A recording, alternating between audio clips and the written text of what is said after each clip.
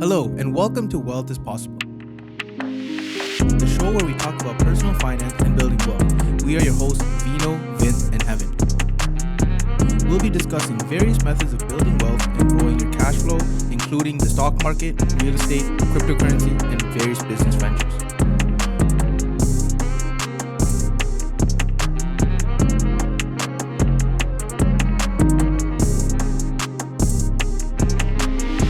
Thank you guys for tuning into another episode. On today's show, we're talking about the real estate industry and building custom homes with Mr. Sujhan Balachandran, who has been crushing it as a full-time real estate agent for 4 years and been in the custom home building industry with Arcadia Custom Homes for 7 years. Wait, you mean like the Sujhan Balachandran, like that one? I've seen Yes. that sign around Yes. here and there, Yes. for sure. My pleasure. Thank you for joining us. My honor to Kennedy be and here. Osmer Sujhan. Yes. Thank you for joining us. There's all one part, you know? Yes, yes. Yes. We're going to start off by talking about asking Sujhan about his journey to getting into real estate. Yeah. His journey throughout his real estate career up until now. And then we're going to talk about Arcadia Custom Homes. Cool. Yes. Cool. And just so you guys know, you guys have not shared anything with me. I've asked you guys for like, what should it be? What should I be prepared? But Yeah. it's literally Yeah. it's like as if it's live, but it's Yes. not. yeah, So yeah, we're still gonna edit it's it, gonna but be like, yeah, interesting. It's yeah. not scripted, you know. Yeah, Sujhan yeah, is yeah. It's So gonna be all the whatever Sujhan is saying right now is gonna be off the cup, like it's like off the top. Off you know? top like, of yeah, the yeah, Yeah, essentially, I guess, Yeah, right? But yeah, that's the beauty, as we talked about before as well. When Yeah. you love what you do, or again, you're just talking about life, it's just the free flow. We Yeah, get exactly, so many exactly. conversations. Yo, man. we're We're like, gonna- we wish we recorded yeah, it. yeah. Right? So, yo, if So you it's guys gonna be one of are those. watching or listening right now, get some popcorn. It's gonna be a banger episode Oh, yeah. still. Oh, I can Yeah. definitely see You guys that are gonna be happening fluent right now. to So the it's gonna yeah, be beautiful. yeah. I'm All excited right, to get do into the it. shit. Let's go. Let's go. Let's First get question. it. Let's do it. All right. Okay. So, I'm excited. Oh my god, I'm so excited. yeah. Oh, so, yeah. so I want to build right into the real estate when you got into real estate. So Yeah. before real estate, let's go back. Okay. Yeah. Let's go back. So when you were a kid, what did you Yeah. want to be? Oh. Yo, that's a really good question. Wow. Before you even went to your undergrad, everything. When you were a kid, Yeah. what did Yeah, you yeah. what did you see yourself being? What did Cinda Sujhan want to be? The first memory that I can have of a job would be firefighter. Oh Wow. jeez. Yeah, yeah. He seemed like a firefighter. Firefighter. I don't know what it was. It was the truck, I feel like, or whatever. I think I had a small, like a fire truck growing Yeah. up as well. So I used Yeah. to see that. I had like a couple buttons back in the days, the 90s, right? So So you you were a click car a guy. button. I was a car guy. Yes, right? Yeah, A truck yeah, guy. That truck guy. Yeah, Fire yeah, truck guy. Truck, yeah, exactly, man. There was a truck movie back in the days as well when the trucks kind of turned on Yeah. mankind, and Yeah. I forget the name of the story, the movie, but that was something that really stood out to me. So I guess I was a truck guy. Yeah, Okay. yeah, Yeah. truck guy. Let's put the little the truck guy. You know? Yeah, man. Yeah. Okay, And so yeah, go ahead. Yeah, sorry. Just two things, because I never thought about that. It was a great question. But the two things that really, if I was to look back in my childhood, that stood out to me, Yeah. two job titles in a sense, or careers, were firefighter as the first, and then the second was a pilot. Okay. I don't know what it was, but Nice. in regards to planes, I guess like large things or machinery, Yeah. be able to operate it and like That's know crazy. it. You know, I guess. I feel you. So- I can imagine Sujhan when he was like driving in the back seat. He'll be looking at like all the big buildings and the planes and shit. Be like, "Oh my god, that's so amazing!" You know what I mean? Yo, bro, to be totally honest, nah, man. No? Like, in terms of building, like, growing up and Yeah. whatever, it's not like, oh, like, I wanted to go into Like, real oh, estate. I have to, All that yeah. shit was, Yeah. like, very random. Okay. And it was, Yeah. like, a random amount of events that just, it lands Yeah, you. yeah, yeah, and yeah. that's where life takes you, right? What did you do in school? What did you end up doing? What did I do in school? What did you I study? did Bachelor of Commerce. Oh, me too. Oh, sick. Yeah. I didn't know that. What did you do? Bachelor of Commerce in Accounting and Finance. Accounting and finance, eh? Yeah. Oh shit! Shit, Okay, you that's guys why you actually have drop real all the degrees. knowledge. Yeah, Yeah. I did. We majored in finance, but not we, but I majored, and then Yeah. a couple of my buddies we did it Sick. together. It was like a group effort. Sick. Okay. So what Yeah. did you like see at that point when you were Yeah. in your program? What did you see yourself doing? Finance stuff. So like, I loved numbers. Yeah, me too. we have a lot of common, eh? In Yeah. stocks. That's why we strategically Stocks. put him right next to you. Exactly. Oh, yeah. yeah. It To get all that, makes sense. Yep. It's all strategic. We did our homework. Yes. Oh, So yeah, but finance, majored in it. I Yeah. really did not know. Like even I went into university, didn't plan to go into business. It just happened. Yeah. And then we in third year we had to major in something. It was accounting, financing, marketing, and I think Yeah. general or something like that. Okay, And then okay. I'm like, you know what? Obviously, as a group effort with my couple of my buddies, we're like, you know what? Finance would be better for us, right? Yeah. So we're like, Yeah. okay, let's just do it. Nice. And we did it. And bro, like I really, really wish I paid attention in some of those classes. Really sick information. I went to For sure. UIT. Yeah. Okay. Really, really good professors, some of their courses, and they had that. But coming into business afterwards, realizing I'm like, I wish I did learn. How- Pay attention. Okay, sick. How Yeah. do you find that finance degree or whatever you learned from that finance those courses that you've taken? Have you used any of that in day-to-day living with like either your real estate career or Arcadia Custom Homes? Definitely, bro. Definitely. Again, like it's not like I draw it specifically from there. Yeah. But I can relate back to like It's like a baseline. It's like yeah. I still It's remember just in the back of your head kind of thing. Exactly. I Yeah. still remember early, like 2011, 12, 13, in that range is when I went to university. Yeah. And they were talking about like Airbnb. We were doing Yeah. studies. Oh, shit. Jeez. Yeah, bro. What We year were was this doing again, sorry? I think that year it was maybe 2013, 2014. and So those- like early Airbnb. yeah, so they were talking. I Wow. still remember. That's crazy. But at that time, I remember I was talking about my boy as well. Yeah. And it wasn't like we didn't really pay attention to it because Yeah. it was a study. So it was a course that looked at these big businesses and broke it down. Wow. It was a very interesting Wow. course, and it was looking at like I think every class we were looking at different up and coming, or I think it was an assignment Yeah. where everyone had to choose one of these things and do it. And I remember specifically Airbnb was one of those. Wow. Okay. And they were talking about that model, but we didn't pay attention to it. It wasn't like It what was I just mean? like whoa, class. it's It was gonna be just sick. like schoolwork. Exactly. Yeah, because But you it was very actually put interesting. a real life For application. sure. to it. Yeah, Exactly. It was very interesting the business model breakdown that they did. Yeah. So those type of things is when I look back and I'm like, I really wish I paid attention to Yeah. it because it allows you to have that perspective Yeah. on breaking things down and understanding it better so you can execute better. Yeah. You know what I mean? Yeah. So yeah, those type of things. Sick. Yeah, man. Wow. Okay, so moving on.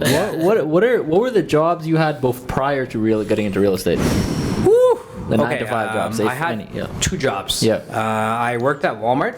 Jeez, I don't even know that. Yeah. Yeah. I worked at Walmart for a couple of years, and then I switched over to Enterprise Rent a Car. Yeah. And I started off as like a car prep, moved up to like a customer service rep. Yeah. And I was doing as I was doing university, an intern. Yeah. And then that's where we rented the cars and stuff like that. So Nice. did you strategically choose a brokerage that's facing a Walmart? Like was that just like yo, it's like Subconsciously, Yeah. I feel like it may have. Yeah. Oh, but shit. it's literally the area I grew up in, bro. Oh, Right, I okay, grew okay, up okay, here okay, for the okay. last like Wow. 13 years. Jeez. So Wow. this is the Walmart that we used to come to. No way, Yeah, no like way. in 2007, 8, and onwards type of thing, Okay. right? So it was actually beautiful how that worked out. And in the same area that I grew up, I'm Yeah. able to come back and work and still go by my old house, look at Wow. the neighborhood I was changing. It's you sick. door knock That's there? crazy. Yeah, bro. It's Yeah. freaking beautiful, right? We So- should, I'm excited to talk Nostalgic. about door knocking. We have some door knocking Yes. questions for you, bro. Okay. We'll Yeah, get man. right back to that. Yeah. We'll get into that. We'll get into that. Kennedy Nelsmere. Hey, That's where I grew up. Hey, I was like literally almost born there. So it's beautiful to Patience, be able to go brother. back into the place. We're Patience. jumping forward, I You're guess, right? jumping way too ahead right now. Yo, okay. No, I'll take it one step back. Slow it down a little bit. Next question, please. You guys gotta keep listening for that shit, buddy. So what did you like? Did you learn anything from doing the enterprise job, or what did you like? What did you hate it? What did you hate about it? Yeah, this is sick questions, bro. This is Yeah. sick questions. Making you reflect on life because it's something that I sometimes forget to do. Yeah. We don't fuck around, brother. Yeah, man. We Just don't Want the fuck around. audience It's to get to know beautiful. you. Yeah, Yeah, Sujhan, man. you know? And you're Yeah. getting me to know myself too, Yes. bro. Yes. This is Amazing. sick. Amazing. Yeah. Yeah, man. So lessons I learned from my prior jobs, so many. Enterprise is the one, obviously, that was my Yeah. latest job before I came into like entrepreneurship Yeah. in a sense.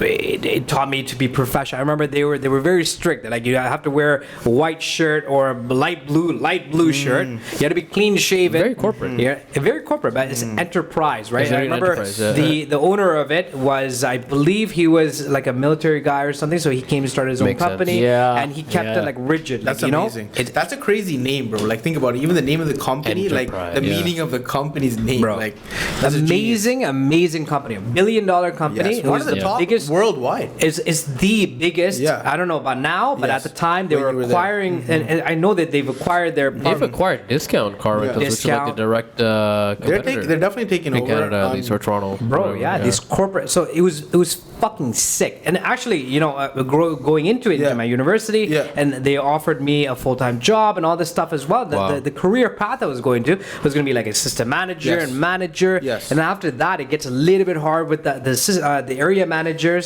But then there's regional managers, and then there's like they're making like hundreds of thousands of dollars For sure. and amazing roles and developing great managers. And It's Yeah. sick, Yeah. beautiful structure. Yeah. And I still really, really appreciate the way that is set up in a Yes. sense, right? Yes. It's very conservative based, I feel like, in terms Yeah. of it as a company. Yeah. And but it's sick. I actually had a couple friends that worked at Enterprise. One of Yeah. the things I liked was that they focused a lot on customer service. And you know what I mean? yes. I truly believe that's one of the biggest things when it comes to building business, building a brand, getting your name Yeah. out there. You know what I mean? Is so sick. We used to Yeah. measure it actually called ESKI. I forget Okay. what it was stood for, but they would be like, I believe on a daily basis or weekly basis as well. They would even call customers randomly as well. And sometimes if you obviously did great customer service, they would leave your name or whatever. So that's one big thing it taught me: customer service. For sure. Right. It always came down to it, and they taught you obviously dressed up. Yes. Right. You have to be presentable, the way that you look. Right, and the way you talk, Yeah. right, the things that you say, right. And I think that a lot of that professionality that comes from that, like I think like once you're, it's kind of like the military too. Like once it's drilled in you, it's like it's always with you. Yeah. Yeah, Like man. like I remember like I used to work for a well-known insurance company in Canada. Yeah. And like a lot of my professionality, like emails and like just like my phone etiquette, a lot of that stuff that I learned from that job, it's just like automatically like second nature. Because Yes. like those larger corporations, they set like a standard by having that drilled into you for like maybe a year, maybe 2 years. It's like automatic. It just sticks with you. Yeah, so Yeah. whenever you go on to do your own endeavors, like real estate, for example, in both of our situations, Yeah. like it really comes hand in hand. For I think sure. it actually separates you from like a lot of other guys that didn't get that military training. I think Yeah. like corporate is kind of like it's almost like a military. It has like Makes sense, it has for like sure. a military mindset, like but like in its own way. Yeah, no, Yeah. I totally agree. And Oh, yeah. anyone coming into the entrepreneurship, like I know a couple of my buddies that did like 10, 14, 20 jobs. And I always look back and I'm like, that would have been such an amazing thing for myself to do, because you meet so many people, you learn different business models. Am I your buddy? Are you talking about me or are you talking about another guy? I don't know how many jobs you've had. I would lost say like count. maybe He's two, had, three. he's had quite a few too. Yeah? Or job slut? He's I'm one a of those job- I'm a guys. job slut. But yeah, listen, it's not job slut. It's just, I'm generating leads. Yes, yes. I'm joking. It's- I Yo, like it. job slut. Put that on a t-shirt. You know. Yo, job slut. Holy shit. That's a Don't good- steal that. Anybody steals that, you're getting sued, eh? I did it. I'm the one, the creator of that. Yeah. I patented it. Fuck. Copyright, actually. Shit. Copyright. Okay, so let's get into the nitty gritty. Yeah, yeah. What drove you to real estate? Like, let's talk about you're working at Enterprise. Yeah. And then all of a sudden something happens. Yeah. And you quit. You quit Enterprise. Is that what happened? No. What happened? So I remember I did finance, right? Yeah. So as I was graduating, I was getting my degree, finished it up, and I'm transitioning back. But in that time period, I actually didn't like the management that was running my branch type of situation, and said I didn't feel that there was enough growth there. So I was actually looking to transition to something finance. So I actually got a job lined up. So as soon as I graduated in like May or so, I'm gonna be getting a job in like June 1st, for example. I forget the dates, but I had CIBC lined up and everything was going fine and dandy. They even told me I got the job. They just depended on reference checks. So I put down for my reference checks, obviously Enterprise and all that stuff, and there was a little bit of I feel like a miscommunication. So practically what it was is that I was actually working like 50 or 52 hours, like full-time hours at the actual company itself. However, my actual the job title was intern, part-time, I guess, right? But I was full-time at Enterprise. So long story short, they ended up calling them. There was some sort of back and forth and things like that. And what they literally did was write it off as if I lied that I was doing that, right? Even though I was actually working my ass off. Really do their due It diligence, happens, bro. right? Yeah. They're Yeah. making Can't fuck sure with the bank. too. Thing Yeah. was, yeah. Now the thing was, I found myself in a predicament. Okay, so I was actually at I gave my 2 weeks, and I'm getting ready to kind of leave and whatever the case may be. And in that time period, actually, in a matter of a month, the whole management turned around in that branch, and I actually ended up loving the team. Like, we were called the dream team. Jeez. And we were like killing it in terms of sales, and we were like buddies. And a couple of my best friend was actually working with me too. And like at that point, I was having, okay, do I want to leave or not? Right? But I'm like, I already committed to CIBC. Okay, I gotta go. Right? This is what all the good things come to an end. So we were all doing that stuff, and then I haven't gotten a confirmation with CIBC to start the job yet. So I'm like, what's going on? So I called them, and then they broke this down to me. They're like, we actually revoked your job. You're not hired. Wow. So I was stuck in a situation where I didn't have a job with CIBC. You're like real estate, right? No. Oh, shit. There's a couple other things that you're jumping too much ahead. So that happened, and so I don't have a job with CIBC. And then with Enterprise, I already gave them my 2 weeks, so I don't have a job with Enterprise either. Shit. Wow. And I just graduated. Can't you still go back to Enterprise? Yeah, right. But at that time, I was already mentally clocked up because I'm tired. Yeah, it's like 3.5 years of it, I think, something like that. And I'm like, you know what? I already kind of committed to getting out of it. Yeah. Right. Okay. So I still kind of loved it because the team was sick. It was sick. Right. So I'm like, okay, whatever. So I told my manager at that time, like, that I was quitting like 2 weeks. And after that, I'm like, hey man, like, this is the situation. And he came up with a genius idea. He's like, yo, bro, like, just. I'll vouch for you. Right? I understand what happened. Obviously, I'll vouch for you, and I'll get your job back in this. And we'll revoke the 2 weeks, and we'll get you back. Right? But then I'm like, yo, this is my predicament. He's like, you know what? I'll still have you as like 1 day a week, right? And then whenever you need to come back, I'll set you up with extra hours type of thing. So I give him the flexibility. Wow, you got blessed, bro. He's a fucking blessing. sick manager. Yeah. What's and the name? Let's put it out there. Marin, and Shout Ace. out to Marin and Ace when they ran the from branch, it Enterprise. was fucking sick. Jeez. Right? It was, again, like, when you love the atmosphere and the team environment, Yeah. it's sick. It makes- right? And then I yeah. had my boy Prasanna and my boy Omar.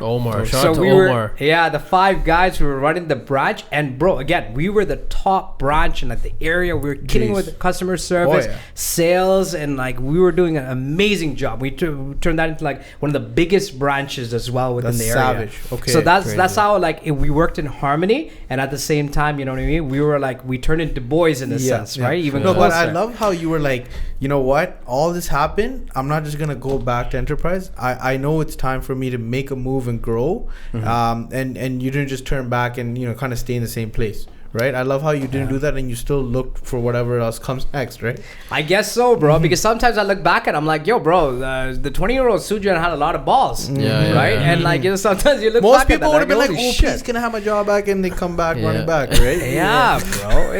I guess so, right? Yeah. So like, that's what it is. Like, I think that's like a very early indicator of your problem solving skills. Because like I think like you just kind of like, you're just like, yeah, fuck it. Like you just spoke to them, and then like you just made something happen. Yeah, I think you do that a lot right now in your For career sure. right now, right? Yo, bro, You get creative. You gotta get creative when like shit pops, you know. You have to, bro. Like Yeah. going back to where I want to be a fireman. Like Yes. literally, I found Problem myself solving. putting out fires. Yeah, so you're a problem solver. Consistently, but that's what it is. Yeah. That's literally what you get paid for, right? And Yeah. the more bigger problems that you can solve, or the more complex problems, in a sense, that's literally what in the business world or anything.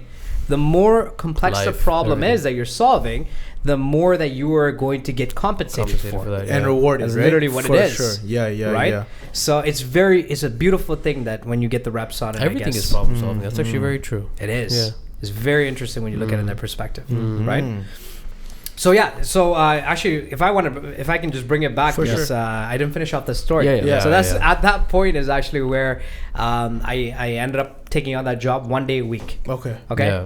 I just graduated. I need work. Talk about job security, right? Right? Exactly. But that was kind of self-inflicted because I took that on, got that up, it was good to go, and then I had the opportunity with Gobi Yes. to Who's do Gobi? renovations. Who's Gobi for? who doesn't Gobi is my brother. So Shout out to Gobi, he's bro. Shout out to Dr. Gobi now Oh, if you're yeah. listening or watching right now. You know, He's you know definitely you're gonna watch watching this. right Oh, yes. yeah. Oh, definitely. Shout out to so Dr. Gobi. Gobi, one more Gobi. time. So we are a family of 5 boys. Jeez. So I'm the last, and Gobi is the second eldest. Well, Okay. to put into context there. So he The tired one.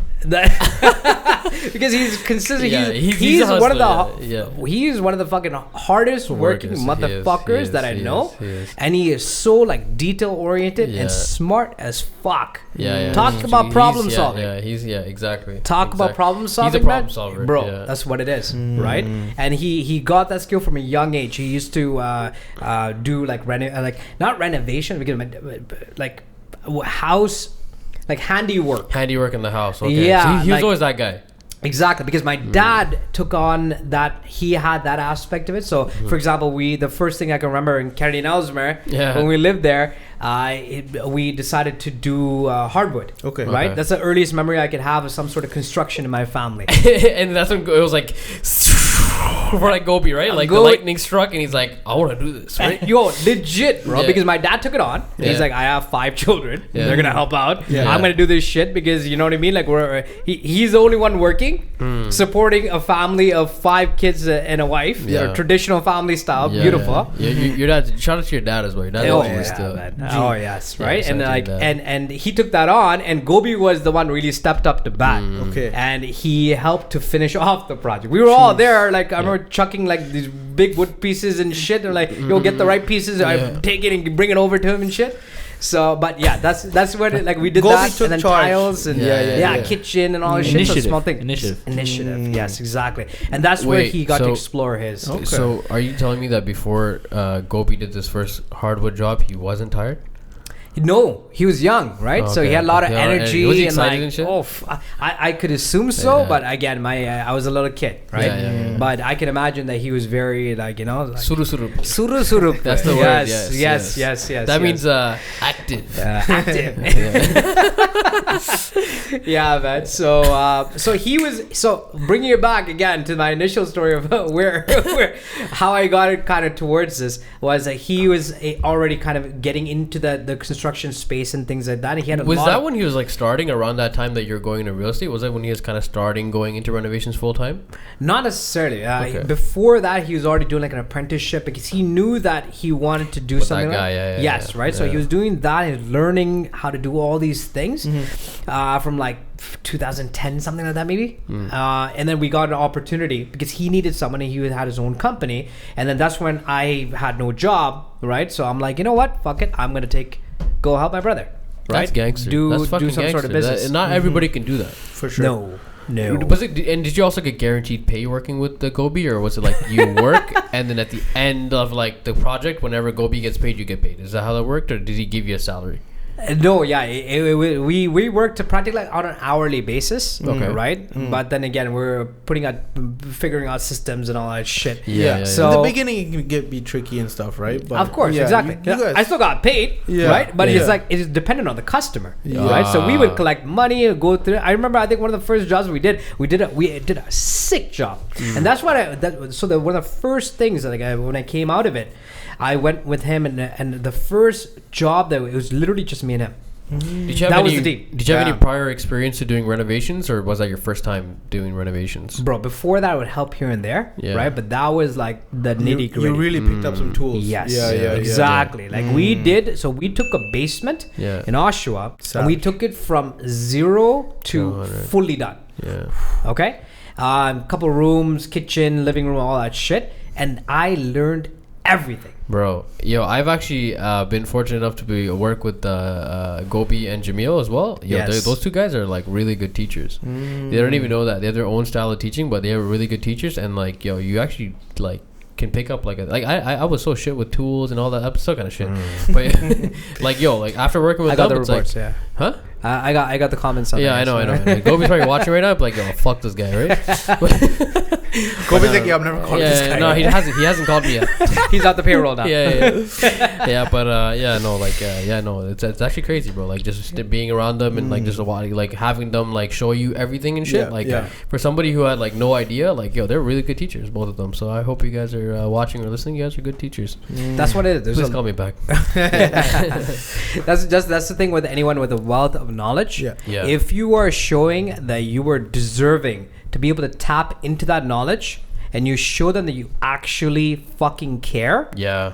bro, that's unlocking years of fucking knowledge. Yo, I actually found that as well. Like I found that like being a newer agent as well. Like if you show that you have some sort of skill or like you kind of you know what you're doing, but even if you don't know, you're willing to learn and find out. Yeah, bro. It's like if you show that attitude to your customer, like they're so happy. Like they will fucking be all for you. It's kind of like, it comes back to confidence levels as well, right? Like once you can show that you have that confidence, you'll get it done no matter what, right? Yeah. You got that, right? I think like I think like even for like maybe like I'm probably going a little bit further ahead, but I think even for like your first house that you guys built, or like maybe even like your first project that you guys renovated or whatever, like I feel like the level of confidence that you guys portrayed to them kind of allowed them to give you that job. Yes. Yeah, that's what it is, and we totally underestimated it. Of course. But we got it done.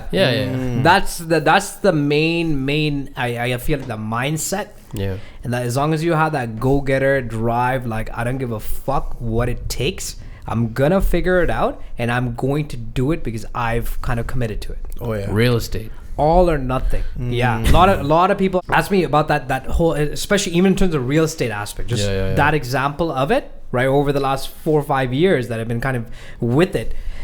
A lot of people would ask, "Oh yeah, like I'm gonna have my full-time job and kind of transition into it and all that shit." Which is hard, man. Again, every person there's a risk level, right? But I'm a strong believer in cut it off, come into a full-time, because at that point you don't have a plan B. Yeah. And you're gonna be forced to figure it out. They call it burning the ships. Literally, bro. Burn the ships. Burn the ships. And then when you apply that mentality to anything, it's fucking sick. Yeah. It's sick. Yeah. It's that the motivator, the drive that really pushes you to pull through and do it. Yeah. So okay, so now going into real estate, would you somebody going into real estate right now, would you recommend them to quit their job right away and hop right into real estate? It's very dependent.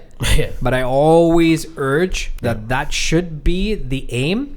Because it's not like you just fucking go and do your real estate exam and you're in. There's a pre-planning process to it. You need to commit to. You need to do the courses. It's like 6 months to a year, right? It could even preparing be longer. your mind. Yeah, right. Depending on all your workload, right?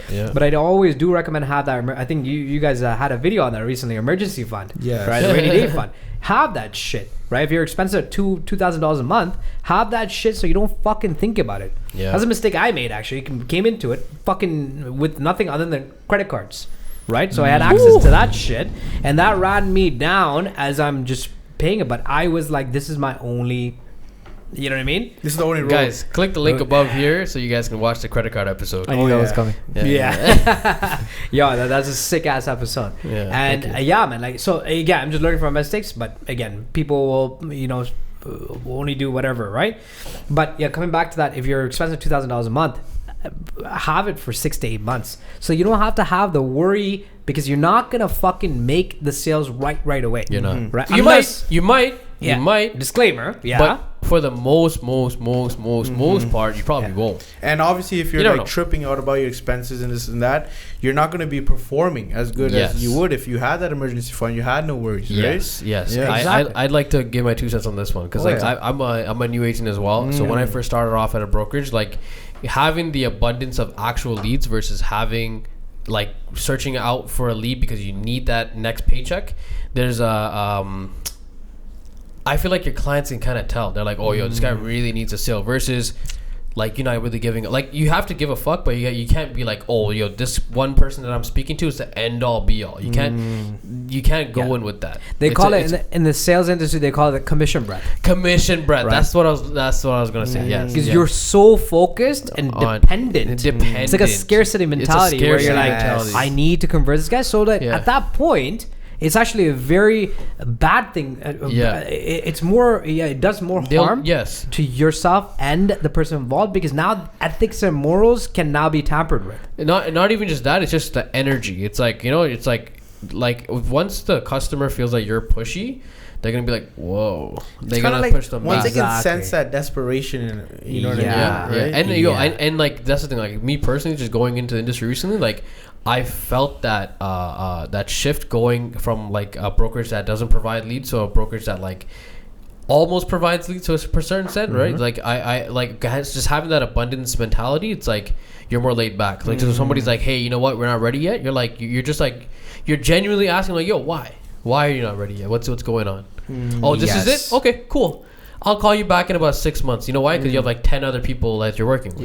Yes. Essentially. Versus like you're like just like focus on that one person and you're like, oh gosh, I'm not gonna eat next month. Yeah. You know, like exactly. yeah, You're trying to not push them to push be them like, yo, I need you to man? buy within the next 30 right days. now.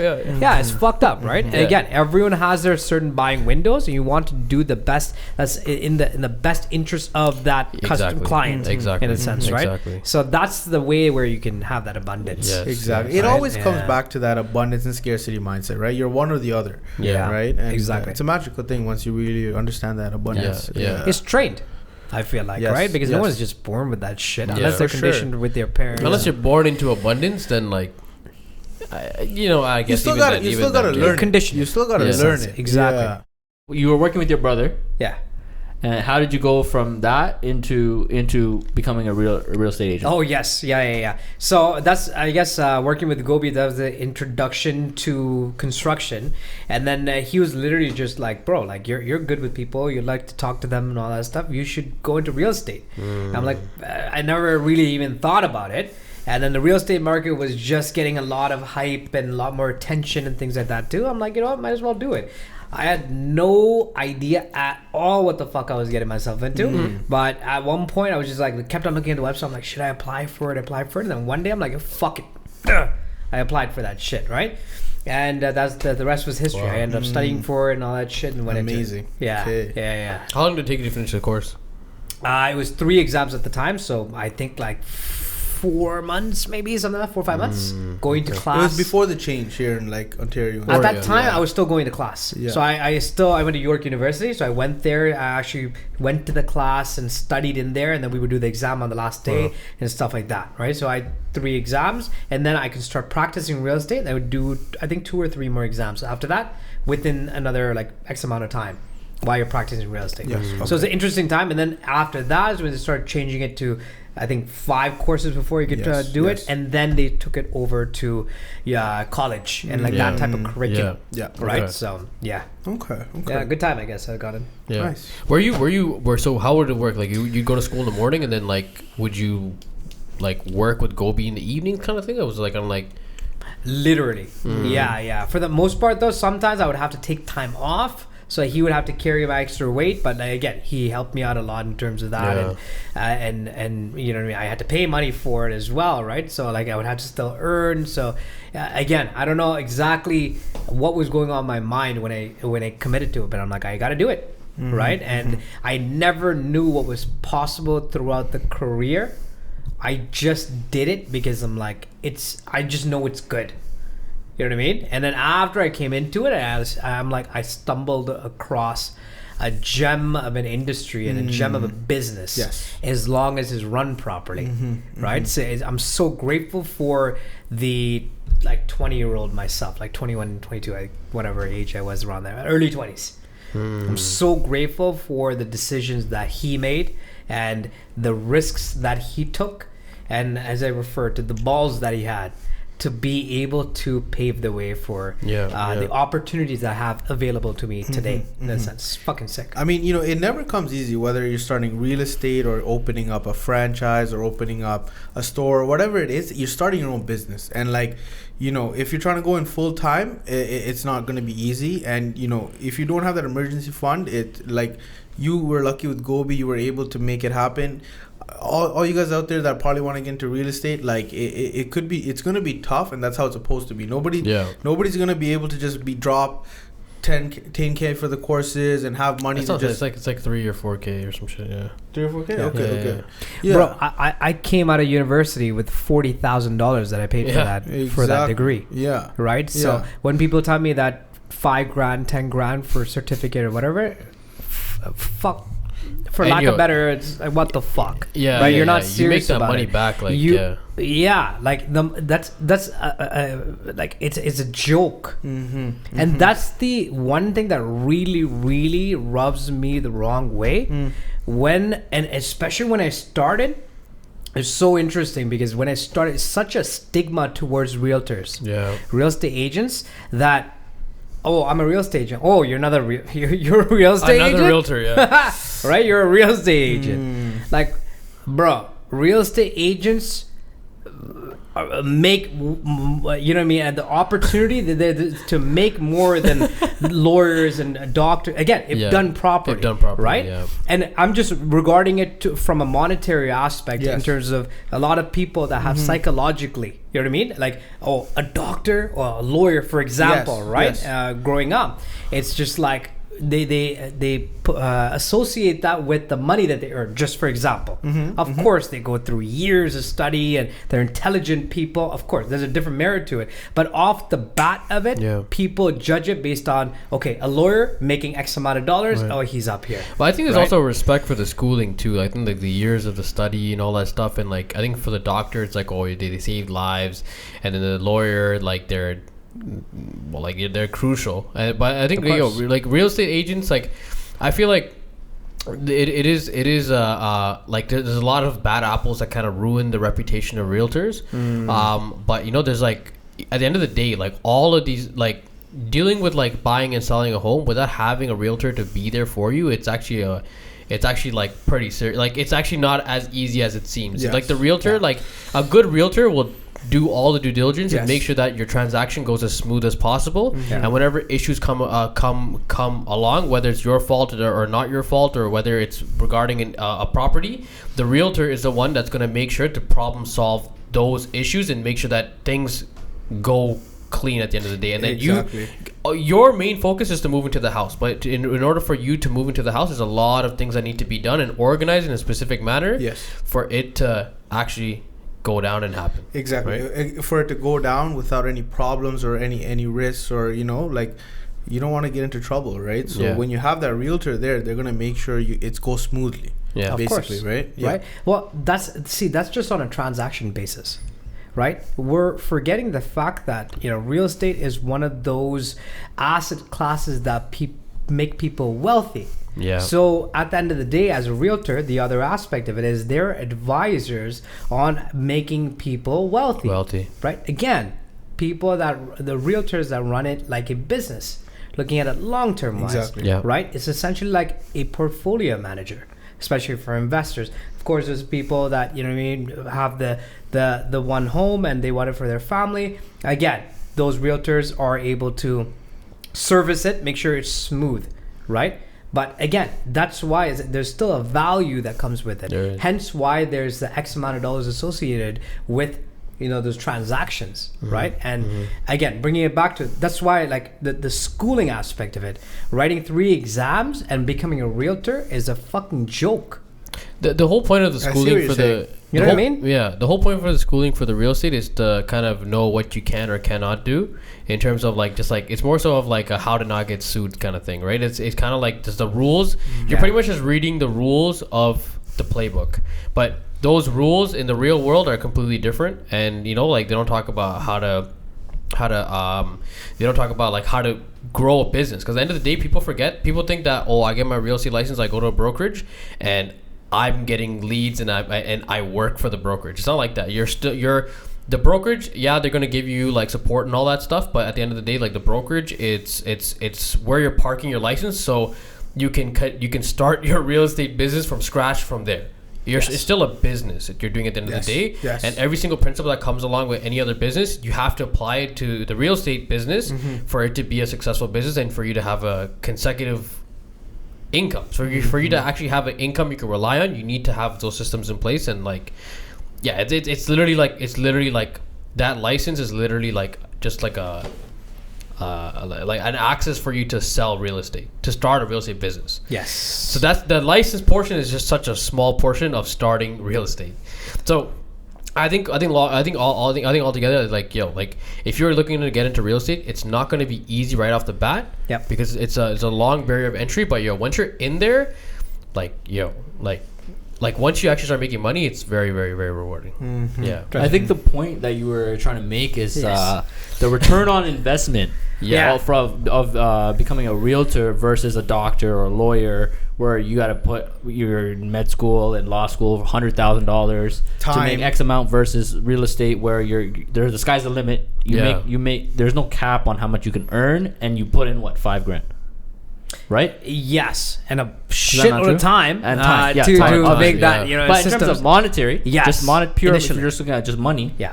The versus, you know, you got your undergrad, you got this, And the time towards finishing the course, because Yeah. when I did it, it was like 3 exams, and Yeah. then again the consecutive versus exams. 4 years, 7 years, 10 Exactly. years. Now it's 6 months to a year, let's Yeah. say, which Yeah. is still, I still hear people complaining about it. I'm like, what the? Of course, I may have had it easier. That was a different time. Yeah. Right. But even now, compare that 1 year with the 4 years, 4 years. of what has now become a standard, whether it be through society's lenses or our parents' lenses. Whereas, like right after high school, 2 to 4 years of Post-secondary. post-secondary, whether that be college or university, right? Yeah. So again, like I hate to hear that bitching and moaning.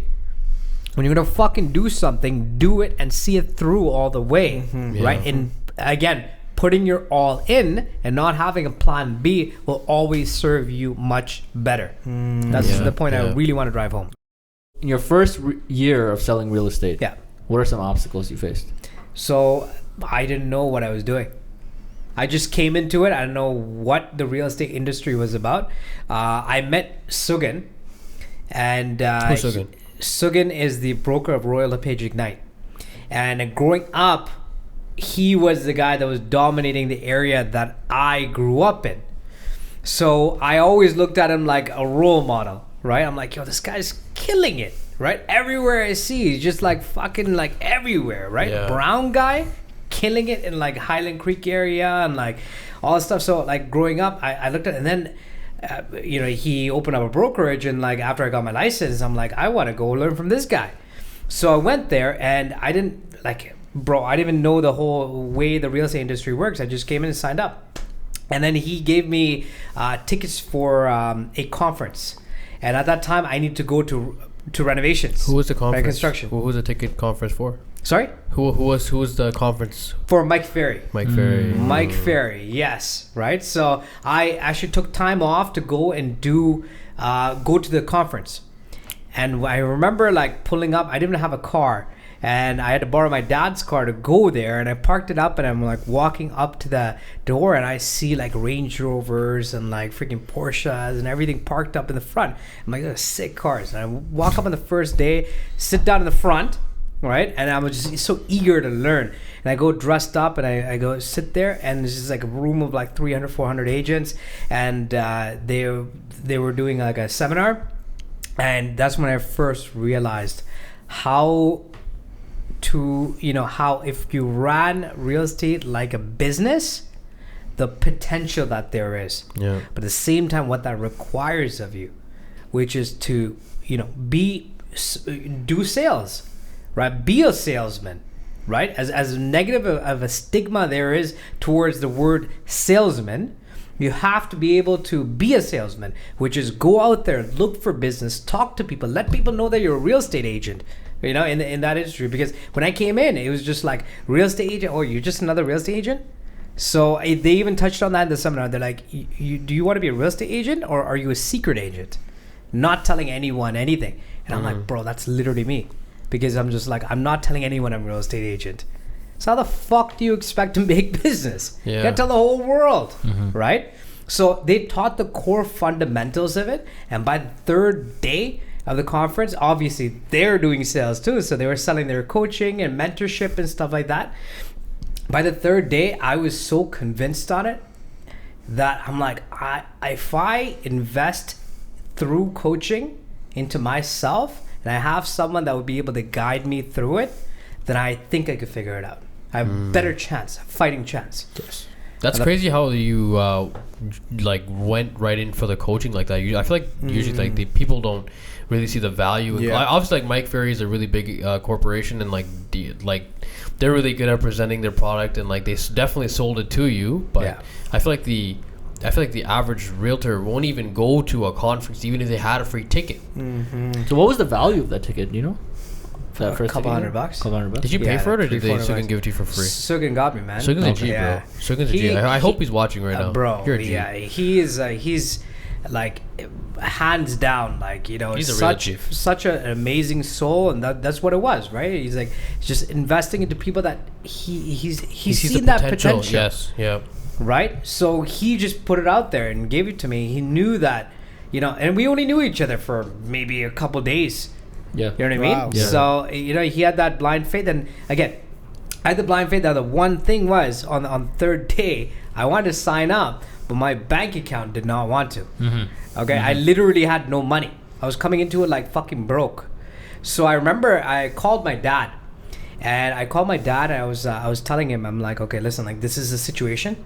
I want to sign up for this coaching thing. Okay, they're gonna help me and you know, guide me towards making money in real estate industry, but I don't have the money for it. So just what I think it was like $1,000 a month, Canadian. And you have to, you know, it's a 12-month contract. So once you sign it, you have to fucking pay regardless. Right, even if you don't show up, you have to Yes. fucking do it. Even if you change your credit card information, you still gotta pay for it. Yeah, exactly, right? Yeah. So it's a commitment, right? So I'm like, okay, I have like maybe $1,000 or something. I can maybe cover a month, but like, I'm like, Dad, like, can you help me out with it? And you know, if you know, I know that when I start making stuff, I'm gonna pay you back. And bro, like, he didn't ask a question. He's No like, yo, way. okay, Yeah. cool. All right, I got you. That's amazing. Gee. Right, and he allowed me to be able to move forward with it, and it, you know what I mean, and allowed me to be able to make use of that. So that's how I, you know, overcame the hurdles of kind of having an understanding of how to do it.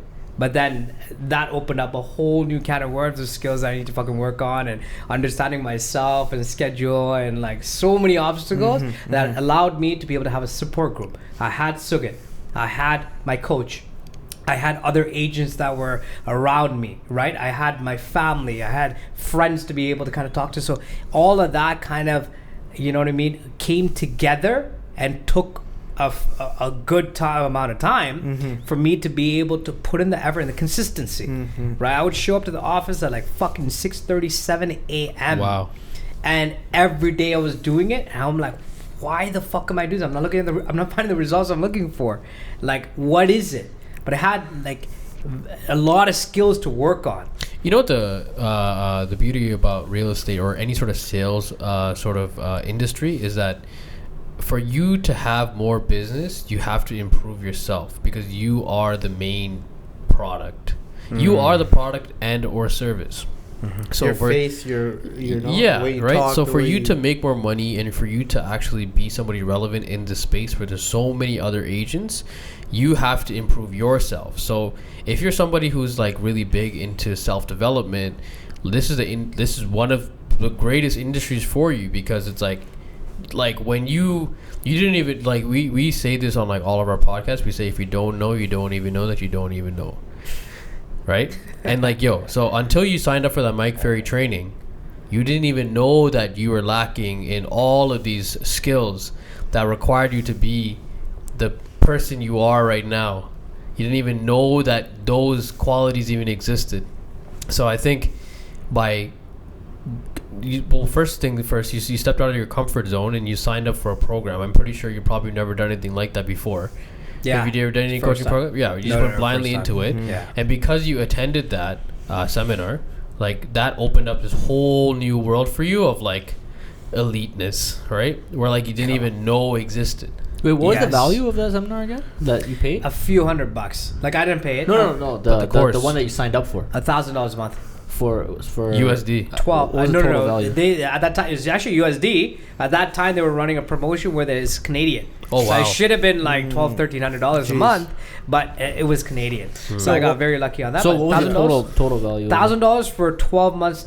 12 grand. 12 Yeah, grand. Yeah, 12 grand practically. Okay. Yeah, No, 12 what I grand. love about that is that you've seen that coaching program and you're like, you know what? I need this to get better, and you found a way to make it happen, right? You didn't have the money, but you found a way to make it happen. You believe in yourself. You found a way. You seen your dad. He had the money. He could make it happen. He could help you out. You went to him. You asked him. You got it done. That's Right? I think that goes back to the whole problem solving Yes, skills that you exactly. had from enterprise and like all that Can't be stuff, scared. leaving and everything. I think like Yeah. I don't know what it was. I don't know if like I still don't get. I still don't understand how like you just dropped everything and just went into like an That's industry that crazy, you didn't man. even That's know crazy, what the man. potential was, and like there's some fire or something beyond you that was guiding you, You to need do some that. guts. Yeah, it's not even like you wanted it like that. You just did it out of blind faith. It's like Yeah. something pushed you towards that. Do you ever feel that? Yo, straight the fuck up. You know, Yeah. that's when I look back and I'm like, How? exactly, right? Like something was Yeah. guiding me, I guess. you're being I don't know, guided, bro. right? And something again, it was just following the gut, right? The gut. You know, for the most part, we know that our gut is not going to steer us wrong. And I know Sujhan is a big proponent of following your gut feeling, because I remember when I had a conversation with Sujhan regarding some other stuff, and I'm like, Sujhan, I'm just following my gut. And the second I said I'm following my gut, he's like, bro, that's all you, go for it. Bro, And straight I'm up. like, wow. If you know, you know. If you know, you know. And if you don't know, you don't now even you know know. that you don't know. don't even know that. Vino said it really good. Vino's the one who said it the first time. Say it. Let's hear for the people in the back. You don't know what you don't know, and you don't even know that you don't know it. I love it. That actually sounded sick. That's sick. Yeah, Okay. man. So that's how that happened. So now back to the show. Yeah, back to the show. I don't even know what the question was. Yeah. No, So that that's was why I'm great. That was was good. that That the was answer awesome. to That it? was amazing. Okay. Yeah, you answered the question. So like your first year, right? Yeah. So you know you now you have this course, so you're on like you've paid for the year, so you're Yeah. basically going to the seminars. How often the seminars are happening? How often are they happening? Oh no, so it was coaching. So Yeah. essentially, Oh, what it coaching, would okay. be every week, I would have a half an hour call with my coach. Oh, And he would help me to be able to track my business. What am I doing? My activities, my schedule, and make sure that I could give me accountability. I would have role play partners to be able to achieve my skills with, or like build my skills with. And that allowed me to be able to network with agents that were in the US and across Canada that were also Amazing. looking to grow. So it was amazing mindsets. We would have accountability. We'd have masterminds. So we had masterminds where we'd have calls like, you know, half an hour every week. We would have certain topics on it and we would share our things on it. So yeah, that's what this program was really about. On top of that, the seminars every maybe quarter. So What is the value I was getting? when did you get your first sale? Oh, Or how long did it take Yeah, you how at long did least it take from you? the time that you got your license? so first house that I sold was my parents' house. Okay. Yeah. So that was like a guaranteed, right? And again, it was my mom and dad just having blind faith. Like literally just got my license and they're like, and then I pitched this idea of like, you know, we could do this and this. And then they were just like, okay, let's do it. So I'm like, fuck, Nice. sick. So yeah, I had the luxury of that aspect of it. That was my first sale. Yeah. But then going after that, that was the second sale was something that was like I prospected for it. It says so I would Nice. go do open houses for other agents, and I remember the first open house I did, and I'm like. People are coming in and I'm like, I don't know what to say to them and this and that. So I actually turned to YouTube to figure out, okay, like what are some of these agents doing? And Good old YouTube. one agent specifically said, he's just like, when you're hosting these open houses, you know, do this and this. One thing that stood out to me is that when someone comes and shows interest, as soon as get their information, and as soon as they leave, you get whatever they're looking for. If it's not the house that they came to look at, and send it to them right away. Wow. And I did should that. do that. Wow. And I did that, and that was what actually landed me my first sale. It led to that, right? It's a buyer. It's a buyer. It's Yeah, a buyer, yeah. exactly. And she was telling me her aunt was a realtor. So, and she was telling me she was kind of maybe feeling a little bit of ways. I don't know, like Yeah. they already started looking or whatever. But long story short, that specific thing allowed her to engage back with me, and I followed up and I What was her showed name? her a house. I'd rather keep it off the record in Yeah. a sense for client confidentiality, Oh, yeah. right? Oh, yeah. That was a test. Yes. Yeah. I'm actually with Reba. But yeah, just in regards to the whole aspect of things, like yeah, that allowed me to have my first sale. Nice. Yeah. How long did it take though? Like after? Oh, that was the question, after right? Your, Yes. Your parents was how long, and then that one was how long? I would say like within it took like maybe 5-6 months. Okay. Yeah, I had a lot of skill building to do. Nice. Yeah. Everybody has a different time, right? Yeah, 100%. Yeah. I had a really, really uphill battle initially when I came into the real estate industry. Yeah. But I would not change it for the world. It shaped you to allowed where you me, are right now. shaped the fuck out of me and allowed me. It forced me to be consistent and persistent. Yeah. And when I look back at it, I'm like, bro, like, yo, thank you Yes, yes. to the younger Sujhan for doing that, Yeah. because that has instilled certain skills, and I'm very grateful for how it played out. Good boy. Good boy. Good boy. Good boy. Good job. Good boy. Yeah. Best. Yeah. So you said 5 to 6 months was for your parents' house, or 5 to 6 months after From my parents' house to that first sale? the initial sale. the sale, Yeah, okay. yeah, yeah. But the Okay. sale of your Crazy. parents' house must have like probably held you down for a few months, right? Did that boost your confidence a lot? It did. It taught me a lot. Yes, you learned a yes. lot about the deal Yeah, process, yeah. exactly. Right. It taught me a lot. And I remember even when I went to the conference as well. I picked up a couple of things to follow up, because there was a lot of leads that I got through there, and I was just not following up because I had Yeah. this underlying confidence issue, because I'm like, I don't sell houses, right? I was being a secret agent. So one of the homework assignments from the conference was, how many leads do you have right now? Every single one of them by tomorrow morning, reach out to them and be like, hey, listen, how could I help you? Right? How could I help you? That's all you had to ask, whether it's door knock or go call them. So I remember when I went and like there was a lead that was like, I was gonna, you know what I mean? They wanted to sell a house and buy, I think at that time it was like $1 million. They wanted to buy another one for like 1.2 million or some shit. Back then, 1 million was like hectic. Yeah, about like 5 years ago approximately. And I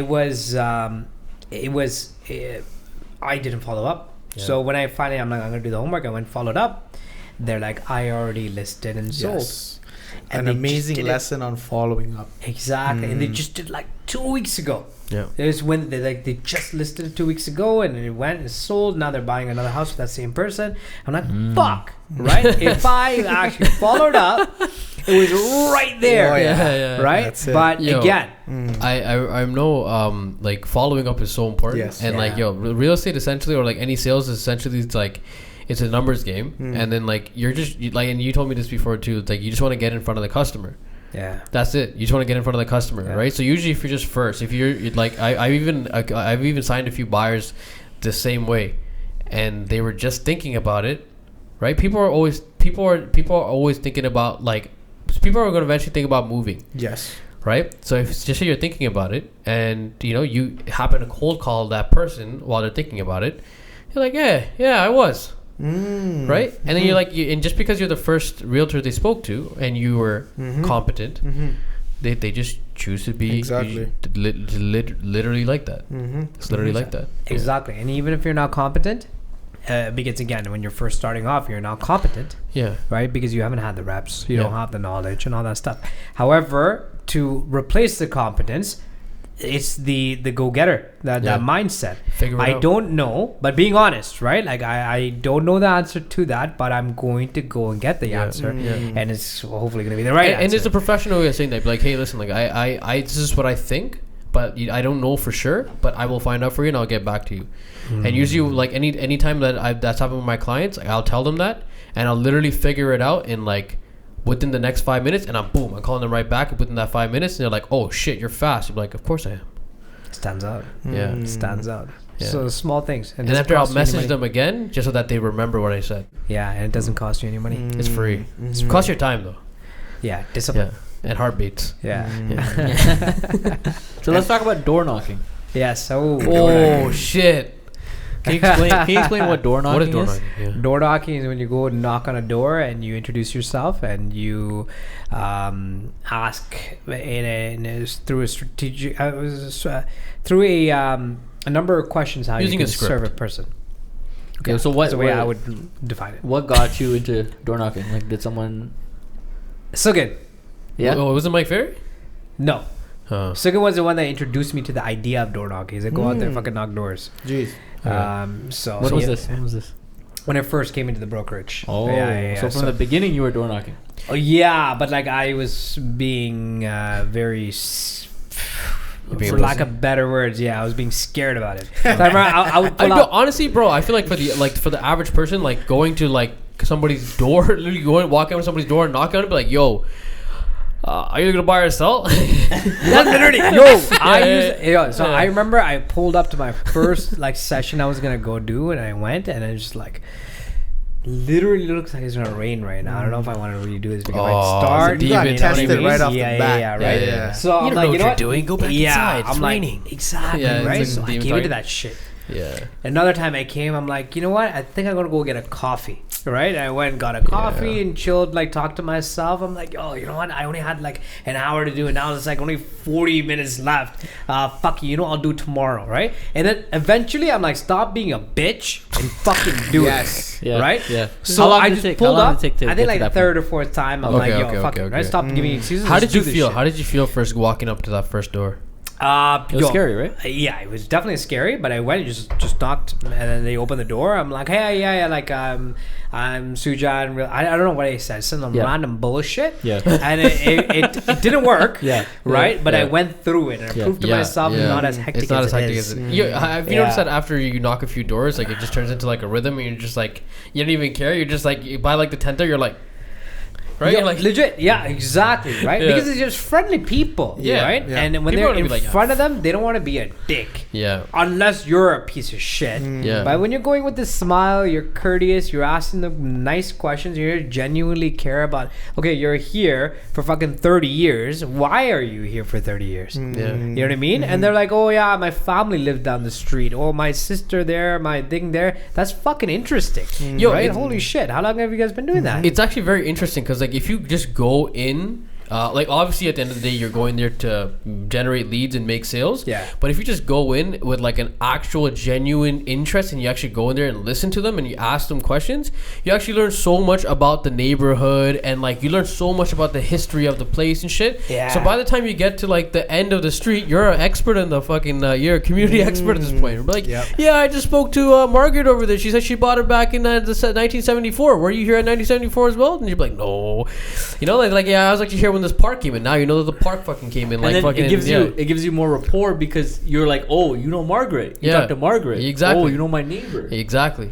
Trust me, You man. know? I fucking swear by door knock. I still do door door knocking is sick. till I need to today. do it Oh, more. Yeah, it's such a beautiful thing, and again, it's just that aspect of it, just going and talking to people. Yeah. Right. Yeah. Of course, again, you want to be more. You know what I mean. You want to be more smarter with your time, Yeah. and as you start gaining the skills of it, because it is essentially, to break it down, you're having conversations, but you want to have that conversation lead somewhere, right? Exactly. You're not just going to door knock so you can meet the neighbor. Yeah. Right, you're meeting the neighbor to see if you can help them in whatever you're essentially selling. You're a salesman, right? At the end of the day, Or see if they know somebody that needs to be helped. exactly, right? 'Cause, you know, yeah. But then that's the test of your character. Exactly. Are you commission breath, or are you actually willing to help? Yeah. Are you going there like, hey, are you looking to buy or sell, right? Or are you like, Yeah, exactly. Or are you like, hey, how can I help you, right? Exactly, right? Yeah. So again, as long as you go in with that aspect of it, but I notice also as well, there's always that reflex no. Yeah, right? yeah. When they're all of a sudden, again, stigma with sales, right? Yeah. It's like, are you selling something? No, Yeah. all right? Or no, I'm not doing anything, right? But I would just be like, yo, did you hear the good news?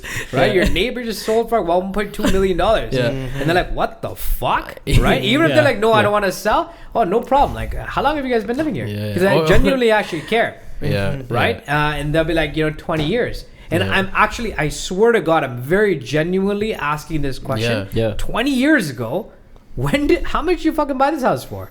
I'm not swearing, but how much you buy it for? Yeah. And they'll be like 200,000.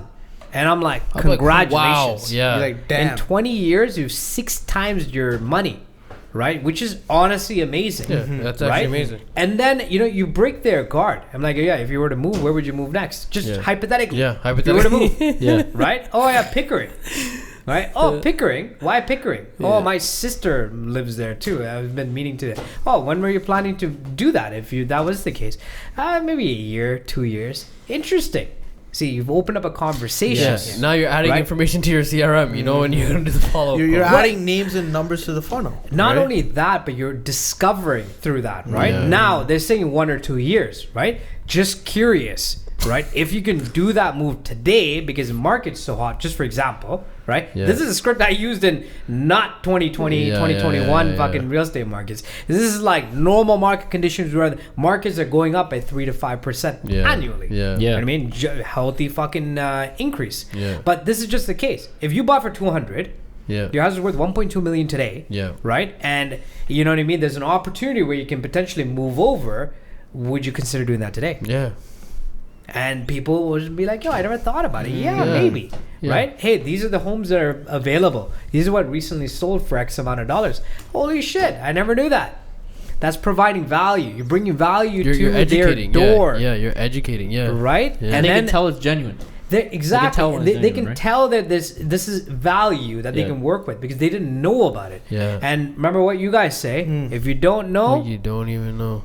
now you don't know. Or Yeah. however Or you guys say don't it, know. right? It's a little different. It's a little different. Yeah. Right? But yeah, essentially. So when you this is what motivates me, right? To go door knocking because Yeah. I'm bringing information to people that they don't know it's there. It's an opportunity. So there's fucking people, man. I went and door knocked like 15, 20 times. Jeez. Yeah. The same fucking door because Same initially door. they Okay. opened the door Yeah. when I went. They're like, yeah, I'm thinking about selling, but I don't know right now. Wife has this or whatever, right?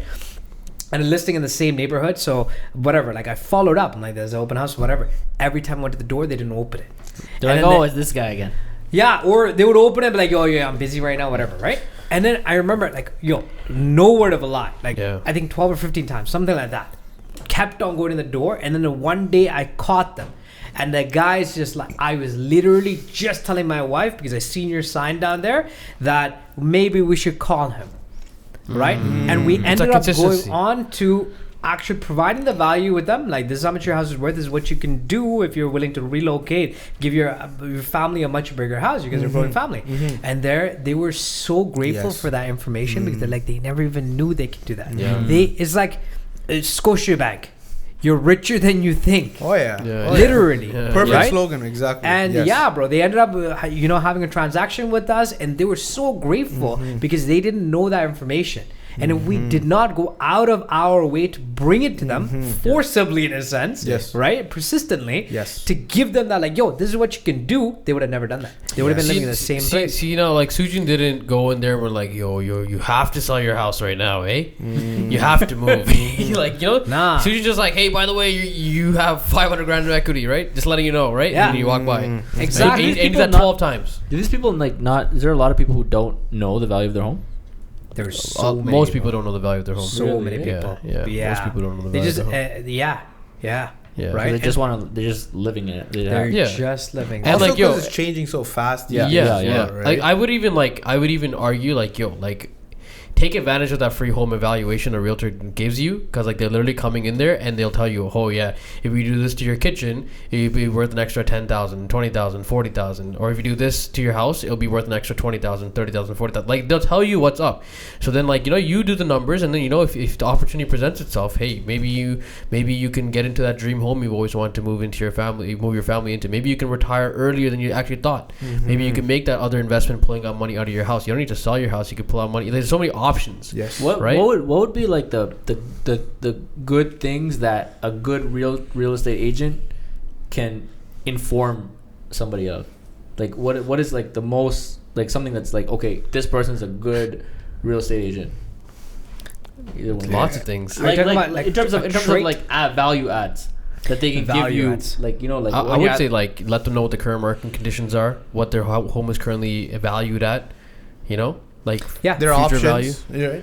Right? Future value, like after repair value, or like what their options are. Yeah, Exactly. Whether again, the way that we discuss about is just like, you want to have a general understanding of how the real estate even transaction works, because the mortgage aspect of it, there's the legal aspects of it, the location, the price, all those type of things, right? Of course, we're not mortgage specialists, but I do pride myself in knowing what is going on, what the qualifications on a general aspect of it is. So if you are telling me that you make X amount of dollars and this is your situation, this is how much of a mortgage you have, the numbers do not lie.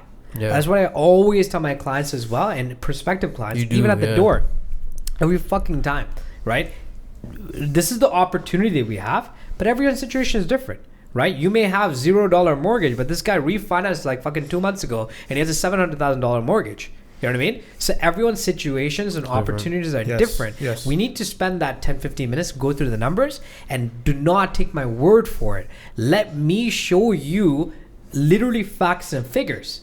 And if those numbers amount to a situation where they want to move into $1 million house, but they have X amount of dollars and they can't afford it, I will tell them straight up that this is not a smart move for you, or you don't qualify to do that, right? But do these things, and maybe in like 2 years you guys can do it or something. What I would say is like, pay attention to listen to what their real goals are, listen to what their problems are, and see if you can solve their problems with what they already have, and then present them the data, present them their options, and then leave them. Like usually I would just leave them, be like, yo, you write it down or whatever you had to do. Look at your pros and cons. You're the one that's gonna live there, not me. Look at your pros and cons. If it works if it works well for you, let me know. If it doesn't work well for you, let me know. Let me see what I can do for you. Yeah, essentially. So if that answers your question, 100%. You know what I mean? The mindset for aggressive realtor that you want to hire. And after, and then at the end you go, are you looking to buy or sell though? No, man. Honestly, for any like new agents getting into the market or people looking into get into real estate, these are some really, really golden gems right now. Seriously, straight the fuck up. And it's like, again, it is not as pretty as it looks, right? Yeah. We're not just opening doors and turning on lights. That's the best part. And you'll probably knock on a lot of doors and feel like shit after. Right? Yeah. I've had those days. Where it doesn't lead to anything or whatever. But then again, it's just the fact that you've done something. We were talking about it earlier in terms of what my coaches told me is like, if you get up, you do your things, you prospect, look for business, you did the practice, you did the lead follow up, you went out there, previewed homes, you did your administration work, you had lunch and all that stuff, and you didn't have any appointments in the evening, you do have a choice to go out there and look for new business, right? But at the end of the day, if it's like 3 or 4 o'clock and you know what I mean, you put in that work to look for new business, call it a day early, right? Because you've checked off all the boxes, you poured it on, right? And now, you know, you can go home. You put in that knowing work. that you exactly, Yeah. right? It's a different story if you don't have any appointments for the next weeks, then go fucking prospect and set those appointments. But if you have a few appointments kind of set up, because those efforts, it's like, if you do it consistently, Mike Ferry always says it, if you do it consistently and you do even have the skills, you'll accidentally fall in front of a transaction because you just, the numbers won't lie, right? You're just, it's the numbers. It's all the numbers. You're going to accidentally fall and help someone buy a house. Exactly. Right? Even if you don't have the skills. So imagine if you're working on the skills and you're putting in the numbers, and it's literally just a matter of time before you get the wheel to move. And it starts to give you some sort of results. Exactly. Do you set goals? Do I set How goals? important is setting goals? I think I think it's so fucking important. It is very, very important, and I'll be straight honest with you. Like, you know, I used to be very, very consistent, and then I think 1 year I fell off of it. I still accomplished some goals that were really strong in my mind, but then some other things that like I thought I wanted to accomplish went forgotten about. And my coach mentioned to me as well, it's like, out of sight, out of mind.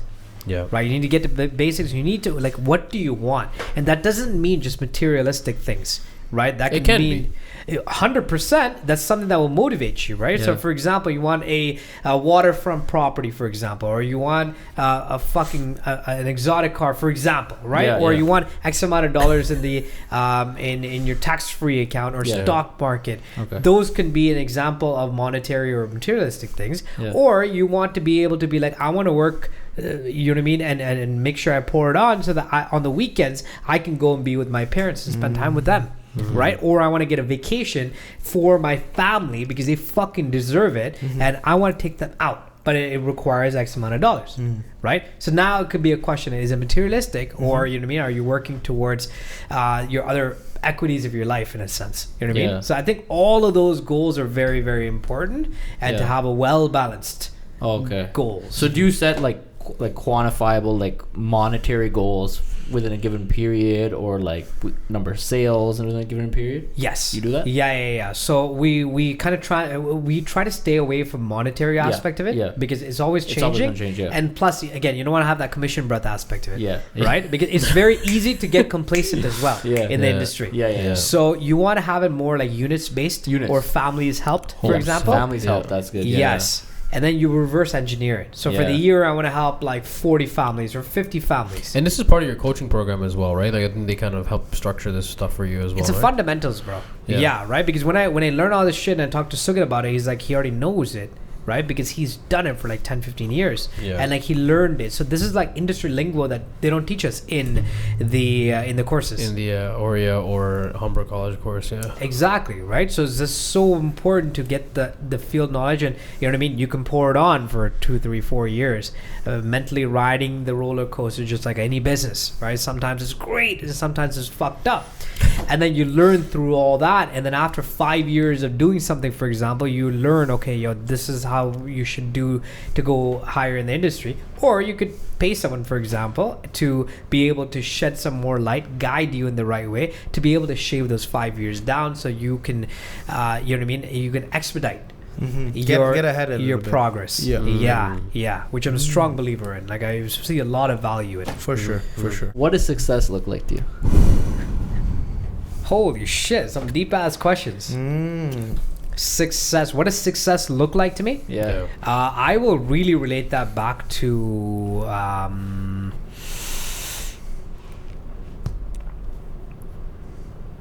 I think pursuing my full potential, and to know that I've consistently kind of done it. I think that will be like, that's what I can write off as success, whether that means in business, or whether that means in family life, or you know what I mean, like spiritually, right? Because I know there's more out there. Remember, there's levels to this shit. So I know there's more out there, but again, I want to be a little bit more balanced. So I'm still trying to figure it out, and that's what success means to me, and that's why I'm not successful yet. That's a great answer. Yeah, That's amazing. thanks, man. And the last question for this segment: what is your why? What is my why? Yeah. Holy shit. I'll relate it back to that as well. Because actually, you know what? No, I think I have a more concise answer on that. It's actually the sacrifices that my parents made. The sacrifices that my parents, not only my parents, like the whole generation of like the 80s and 90s, you know what I mean? A lot of the refugees, just for example, right? As a Sri Lankan, they literally sacrificed all of everything that they grew up with and everything they knew, the prestigious jobs and everything they fucking worked for, to literally come to a new country where they didn't know the language, they didn't know how it worked or any of that. They didn't have any money, and they started from scratch to do shit that they didn't want to do, just so that we can have a better place to a better platform. So knowing that, this is my why now, because I understand that there's more out there that I can accomplish. I've been aligned with that in the way of much more opportunities. So my why is, if my parents have given me a platform like this to be able to do these things, and I'm not doing it, then I'm doing a disservice to all their sacrifice. I love that. I love that. They say your parents' ceiling is your floor. Wow. Right? I That's just amazing. heard that from you the other day, and That's I'm like, great, They say bro. your Where did parents' you ceiling is hear your that? floor. I don't know. Yeah, but that's so true. That's so true. And You that's gotta the do platform it that for they're that. creating, right? Yeah. And then for us, So to if be you able go to- under, if you go under that ceiling that they made, you're a waste suit. I'm sorry. essentially Yeah, leaving essentially, out, yeah. leaving out is unfortunate. Yeah, it's very unfortunate. Transparency. Yeah. Transparency. On this Yeah. podcast, you know. Okay, one more question. Yeah. I just thought of it. I completely forgot about it, but so I was gonna ask you, where do you get your work ethic from? I know earlier you were talking about how Gobi, you saw, Gobi's work. You're talking about Gobi's work ethic. Yeah. Did you get any of it from him, or did you always have the work ethic, or was it developed over time? I got it from the same person that he got it from. Your dad. My dad. Yeah. He was like a hard-working ass motherfucker. Yeah. He really, again, his work ethic was so amazing, and like he was he was very patient with the things that he did. That's where my consistency and the patience comes from as well, because he understood that if he did these things, then it would lead him to, you know, what he has, what he's aiming for.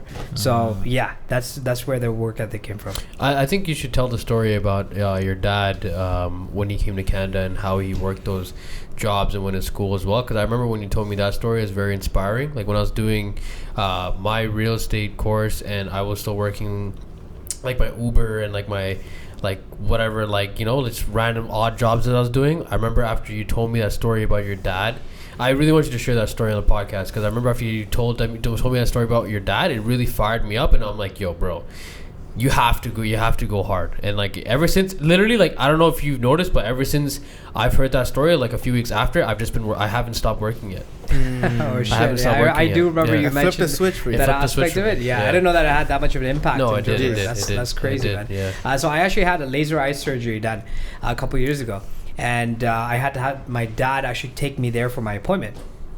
So we went to that building. It's in Scarborough by Fairview, and he came to the building. And he's like, holy shit. Right, I remember coming to this building in like 1991 or 1992, and he's like, I did security here, right? And I'm like, holy shit, you came in. So he was living in downtown, so he came all the way from there, took the subway, streetcar, and all this shit, and came down and would do it, and, you know, spend whatever time there, and then they would have to go back, right? So he was doing all that stuff, and then he was telling me, so when he came to Canada, so he was a principal back home. And he was, you know, like with the war and all this shit, like he had at the time 4 sons. So at that time they're younger, kind of aiming up to like I think 9-10 years old. So at that time when the war is breaking out with the country, there was a real big threat that these young kids would, especially young boys, would get kind of pulled into the war as part of like the army and stuff like that. So my dad and my mom were like literally displaced consistently to the point where they're like, fuck this, we need to get out of here. Right? So my dad left behind being a principal back home and came down here. And when he's done here, he was doing like fucking like odd jobs. So as soon as he came here, I think he was doing like cleaning jobs, and then he was doing like I think restaurant, like picking up odd jobs here and there. And he was telling me how he would just do this work. One thing was that as he was doing that, he got an opportunity after like a year being here to be able to work at the bank. So I was at RBC. So it was for him is like, okay, now I can start using my brain more, which he's used to. So he was doing security, and then he had the opportunity for RBC, but it was 6 months, and he has to go and do like a in class type of thing. So I think from like 9 to 2 p.m. or some shit like that. So he would have to go do that, but it's unpaid. And he still has to make money because he has to show an X amount of dollars so he can sponsor my mom and my kids over here, right? His kids. Yeah. So long story short, what he was doing, he was working security at night and then come home, sleep for a couple hours, and then go back, and he'd take the subway again and go to do RBC, and then come back, sleep for a couple hours, and then go back and do security. And he was doing that for 6 months. Until he finally got his foot in the door, did the exam, and got his RBC, like, you know, good to go. That would have been a hectic 6 months. It was a hectic 6 months, right? And I asked him, like, what? Because I was questioning my work ethic at the time, and I'm just like, you know what I mean? I feel like I should be working harder and all this stuff. So when he was telling me, I'm like, how did you do that, right? What really motivated? What was your why in a sense? And he's like, what do you mean, right? He's like, I have kids back home, and I have my wife that are depending on me.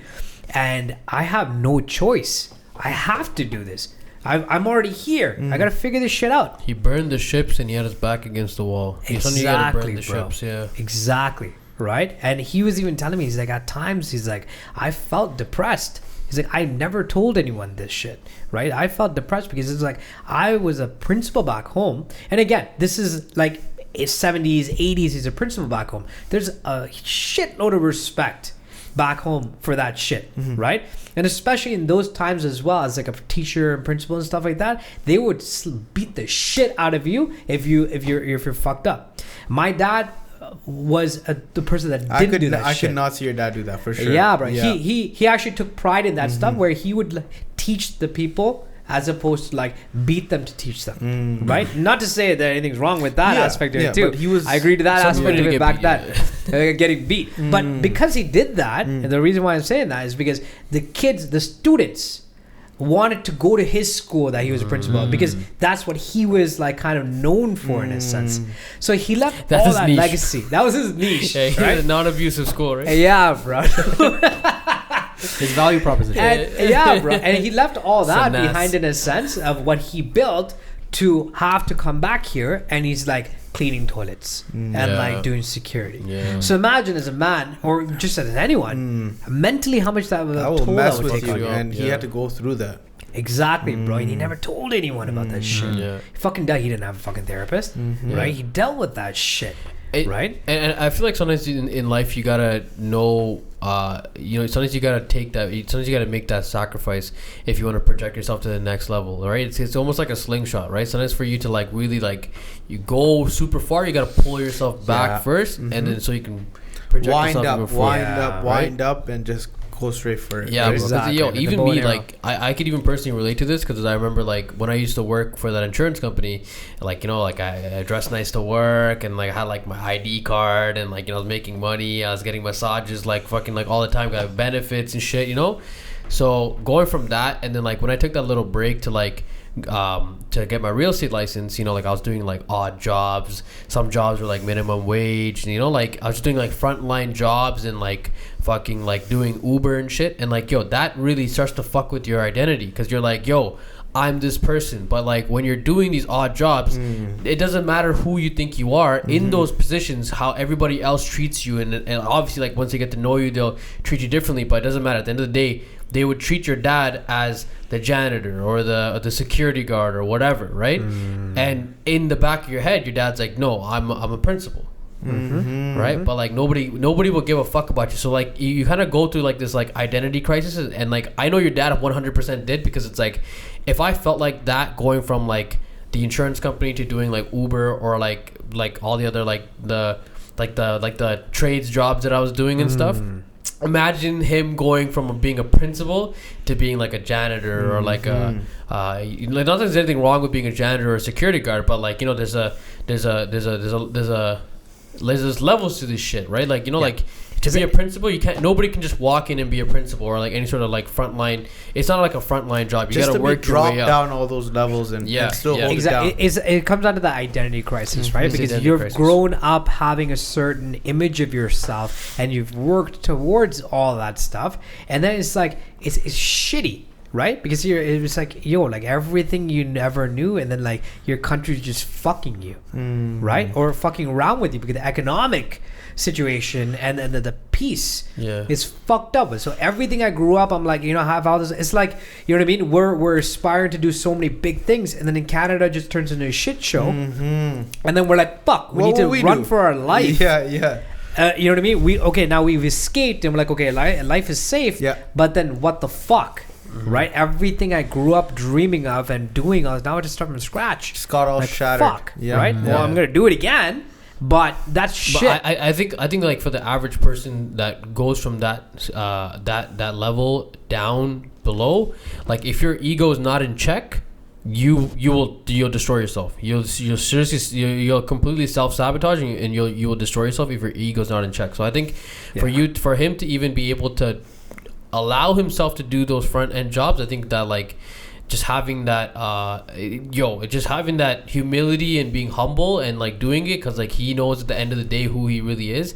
I think that's a very like important trait, like in anything you do, Yeah, exactly. And I do want to point out there are like hundreds of thousands of people that were in the exact same situation of what my dad, like all of our parents did that type of sacrifice and did all that shit. So every single one of us owe it to the older generation to do the most that we can, and all of us are going to do things in different ways and exceed in different ways, which is totally cool, right? But to be able to explore that and give it that that living chance in a sense, or the fighting chance to be able to at least explore that talent or that skill, I think is a very important thing. And then when we're lazy on it, that's just doing a slap in the face to all the sacrifice that they did to come give us 100%. Yeah. So let's talk about Arcadia. Yeah. Arcadia Okay. Custom Homes.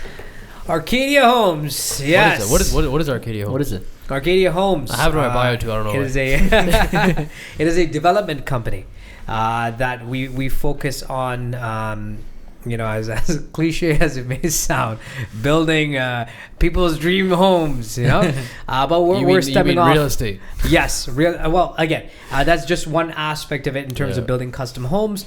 We have a multi-unit project that's going up as well, and we're looking to grow on that aspect of it, and eventually build like subdivisions, condos, and things like that as well. That's definitely grow part in of that our development world, right? exactly and land development and things like that. Like again, my aspiration, things that really drive me is to build on that level and be able to be a staple of the city that we're part of, so that when I drive by in like 30-40 years, I can literally show my kids like, hey, listen, like we built all that, all the families that are there, that whole neighborhood that this is servicing, that was because we planned it, we made it accordingly like that, and look at these families that are growing old in there and enjoying that.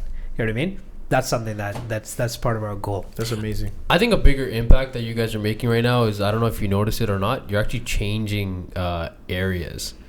You're literally changing demographics of areas right now, and like I noticed that too, because like you're actually building a bunch of houses in like near my neighborhood right now. Yeah. And I remember when you guys first put that first house up, like it literally changed the whole street. Yeah. And then I'm always in this area too. Like I live beside, so I'm always driving to those neighborhoods because I take my shortcuts and shit, right?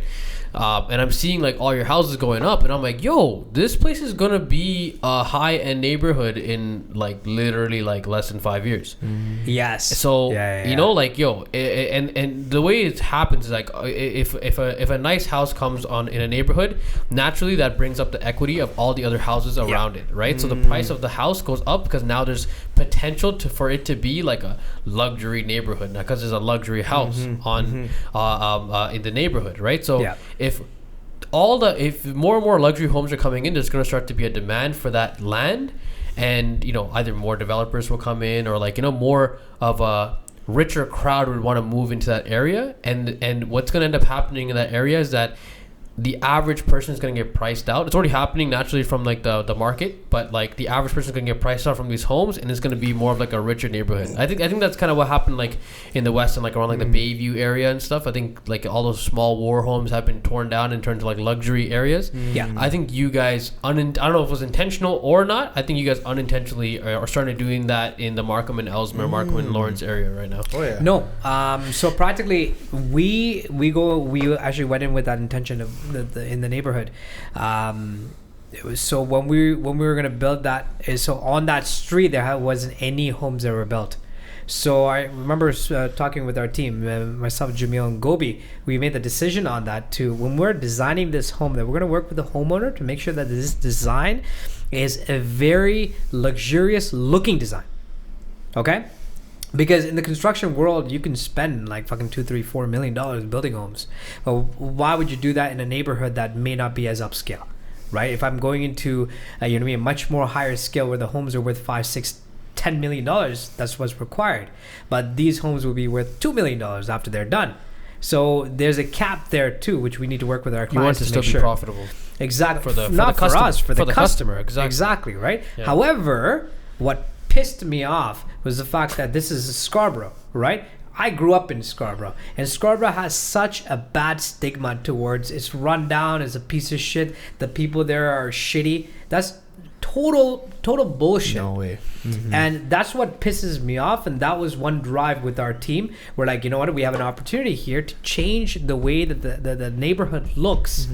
And not only are we going to do that with this particular project, but we're going to inspire so many people to be able to, mimic this design or be inspired by it. Because now this is the new standard on the street. Anyone else, because we know that this is the future of Toronto and Scarborough, that, there's not enough land there. So they're going to start, taking the old houses, bringing it and building it again. Yeah. So when you have this beautiful home that's designed like a multi-million-dollar home on a budget, then we are setting the standard. So anyone that wants to build within the view of this or within the neighborhood, now have this as the new staple. Yes. They shouldn't be half-assing it, but at least it will be something similar to this, which is going to be way better off than what was already there. You know what I mean? So it's benefiting the people that are living in the neighborhood.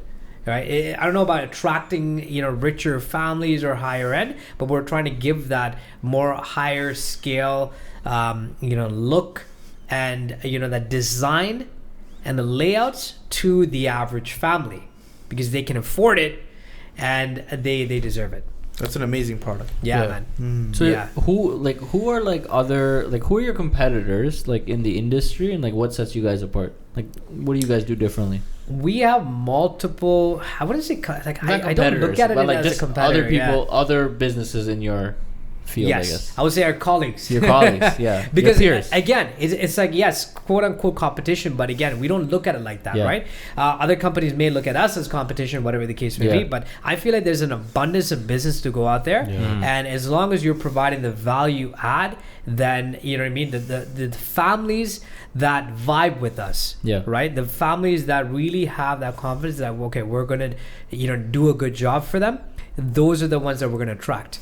You know what I mean? And the people that are going to be like, oh yeah, these guys are too much, or whatever the case may be, may want to go to someone else, right? That is more suitable for them, which I don't blame, because these transactions are, we're working with them for a year and a half, 2 years, sometimes, from the time that we design it, go through the permits, and give them the key at the end of the day. So that you want to work with a team that is like, you know what I mean? It's a teamwork, it's a relationship, in a sense, right? So that's to answer your question. What sets us apart is that we try to work with the client to see what it is that they want, and then what's their needs, and what is the goal that they're trying to achieve, and then we try to put something together with that, streamline that. There's literally been people that have come in and they're like, they want to do this and this and this, and like they want to do it for investment. I've literally told them, like, this is not a good investment. It's going to cost you too much, and you rather do this. There's the beauty of having the real estate knowledge and everything put in together. We can advise them, right? And then after that, they still want to do it and be unprofitable. That's up to them. It's their choice. Yeah. Do you focus on like all the areas of the GTA, or is it a specific area, or is it like outside of the GTA too? All GTA. Yeah, Toronto and the surrounding area, Durham region, Mississauga, like even Oakville and things like that as well. We try to kind of keep within the GTA, because it gets, we can't service it as well when we're going out and about. I can't go to Windsor. Yeah, exactly, now, right? We haven't built the systems, again, total transparency, because we have a certain level of service that we want to provide. Correct. So I'd rather refer it out to a company that's local. They can manage it better. They have this trades there. It's better for the client. Right, at the end of the day, for them to go there and do it with them, as opposed to us trying to manage it just so that we can have another project. Doesn't make sense.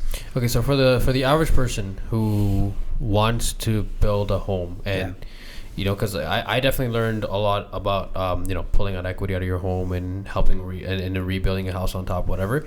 But to the average person who thinks that you need $2 million or $1 million in money to build a custom home. How does the average person build a custom home if they have a house already? Can you use like a subject, you can use like a subject property that you use that you've for example, like that house, the one that we did the groundbreaking on, something like that. Well, that's what it is, right? It's case by case, obviously, but again, it's case by case. A lot of people don't understand the resources that they're working with, and again, that's why I always urge people to come in for consultations, right? We go through it and we go through, okay, what are your it's like talking to a lawyer or a doctor, right? The more that you can be more transparent with us about, the more that we can help you. But you know what I mean, for that example that we're talking about, there was a position where a lot of people, like we'll just take one example of like bungalows in the Toronto area, for example, right? A lot of them may have lived there for 15, 20, 25 years, for example. Okay, this is where this works out as a great tool or resource for them. So they're living there for 20 or 25 years. And when they got their mortgage, it was a 25-year mortgage. So if they didn't refinance, typically their mortgage would be $50,000 or $0 now. So there's an opportunity there, again, where they can explore, for example, pulling out some money out of the property itself. Now it's worth like 1.2 to 1.5 million. So pulling out X amount of dollars based on their income, to be able to get the money from there, and then they could potentially use that money towards rebuilding, right? And kind of go from there. But again, it is a wide array of things. Like, what are you trying to build? How big? What do you want in the house? Right? So many factors. So there's a very loaded question, which, you know, it's very, very case by case. So if anyone is like, you know, wanting to do that, it's in their best interest to go sit down with, you know, any company for 20 to 30 minutes to properly go in. And if a company is just coming out and saying it's going to be X amount of dollars to build this type of house, this and that, then, you know what I mean? You know that it's not as like central to them. It's not. We're not talking about $5,000-$10,000 here. Yeah. We're talking about literally hundreds of thousands and millions of dollars at times. Yeah. Do your fucking due diligence. So when it comes to like the construction and development side of things of Arcadia Homes, what are the investment possibilities when you look at it from a third party or someone wanting to kind of get into that market and invest and develop and construct? This is what I love about like land development and like real estate. It gets me going about it. Real estate. Oh yeah. Yes, and that's one of the beautiful parts of it, especially in the place that we're in the GTA. There's so much potential. We're doing a multiplex for one of our customers that purchased in the downtown area, and it was a detached home. And then we went to the committee of adjustments, and we went to the city, asked them to be able to change the zoning and do all that stuff. So it was a process of about 1.5 years, 2 years. What is zoning for the people that don't know what zoning means? Zoning is practically what the city is allowing you to build for that particular neighborhood, right? So they have maybe restrictions, or like it varies so much. Like you can't build a casino in the middle of like a city or whatever, like out of nowhere. Yeah, casino has to be like 100%. X amount of kilometers away from a school or something like that. Yeah, or like just a strip like club. that, for example, exactly. right? But then again, it can vary. Whereas like one street can be a certain designation where it's like semi-detached, right? And then the other street is like detached only, single homes. Right? So again, it varies a lot. So there's tools that we can look at and all that stuff. But again, one of our clients actually did take it from a detached property where the zoning was like it can only be like one single family, and he applied to be able to have more of a high density type of unit. So we actually have a 4-unit low-rise condo that we are currently building there actually right now. It allows for it to even potentially have, you know, a walkout basements in there as well, which is legally done with permits and everything like that.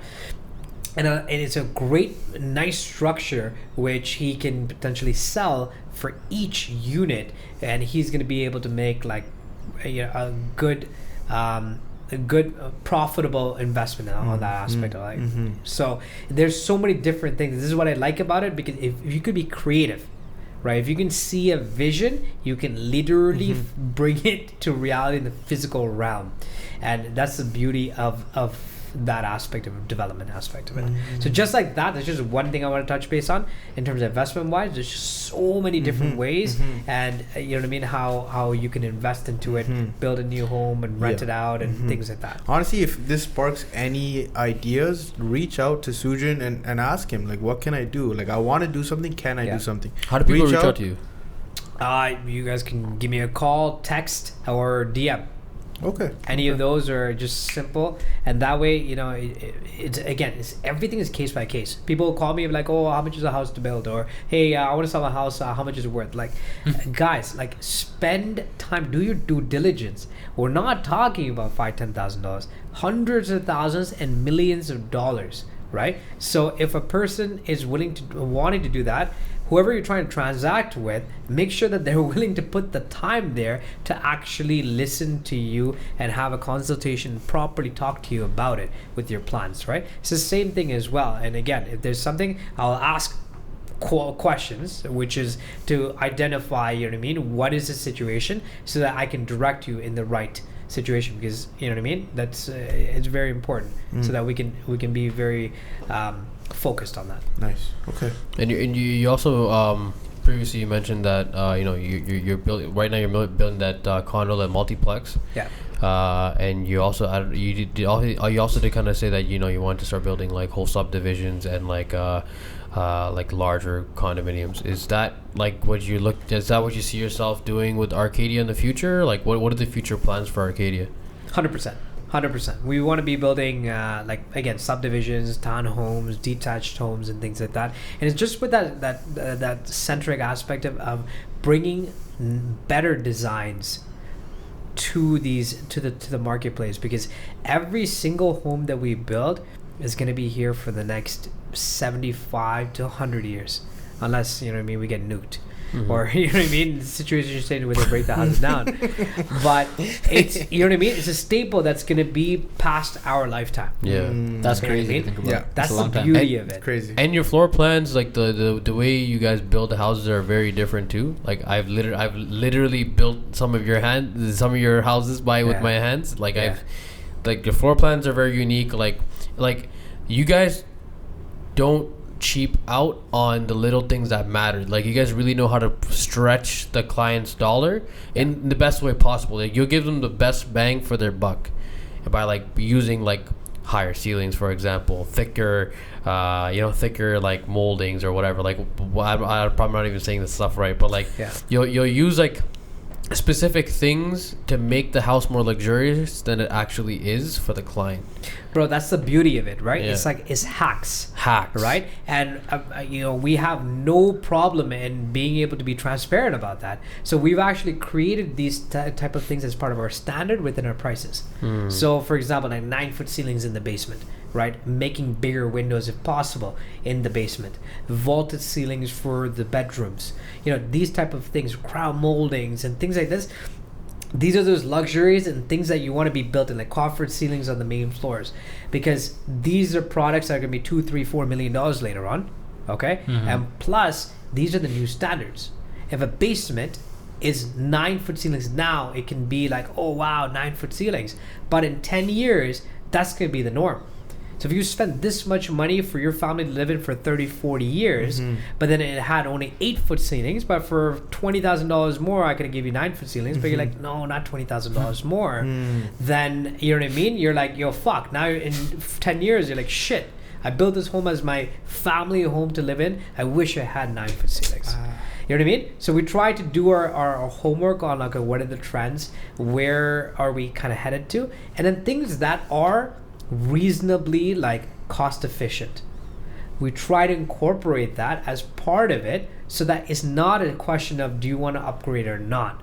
Because when you look at it like that, it starts to be like, oh fuck, right? It's like a sales thing, right? It's like, okay, now these things are kind of racking up. Yes. But if certain things that we can kind of bring it down, put it at cost and kind of put it into there, then it's like the customers are more happy because they're getting a better product. The product is priced properly, and it's our product at the end of the day.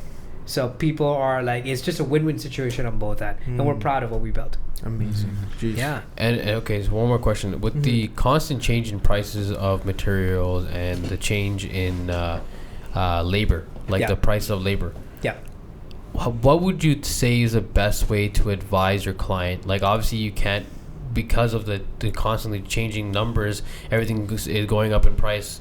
So by the time you guys set a price with your client, and by the time like you're almost done with the finished product, what would you recommend as the best way for not just you but any other builder? Like how would you go about approaching your client and letting them know that like, hey, these prices are constantly changing?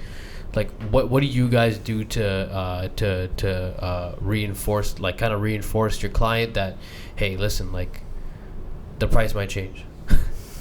Yeah, so it's like we didn't really have too much of those concerns up until, especially recently. Of course, everyone. So it's just about really just being upfront, have that communication with the clients as well. We try to have contingency budgets kind of there for as a kind of like an emergency fund and things like that. So we do budget for that. However, as part of the fact that some of these are just very, very, very unreasonable increases in price, lumber is always fluctuating. So it really depends. And it's not fair to us, and it's not fair to the clients as well. So we really try to work with them, especially design process wise. We try to give an original price initially, with the contingency built in, so it's kind of there.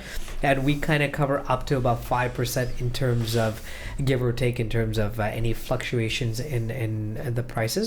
But then if the prices were to shoot up from there, there's statistics on the Canadian government website as well that shows it with the different industries, how much they're going up and down by.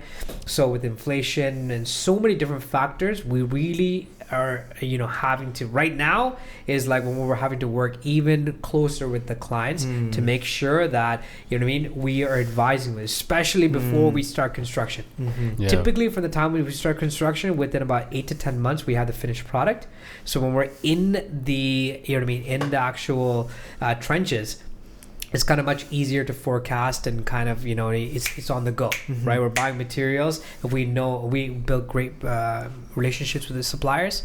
So the suppliers will tell us, hey, listen, like, we're fucked with the supplies right now. And, the prices are going to be going up. No, seriously, that really helps. We work with a lot of, like Rona, right? Rona has been killing us with some special lumber like TJI joists and with LVLs, which are practically the main structural lumber that goes in that carries the structure of the home. So it's going to go up in July.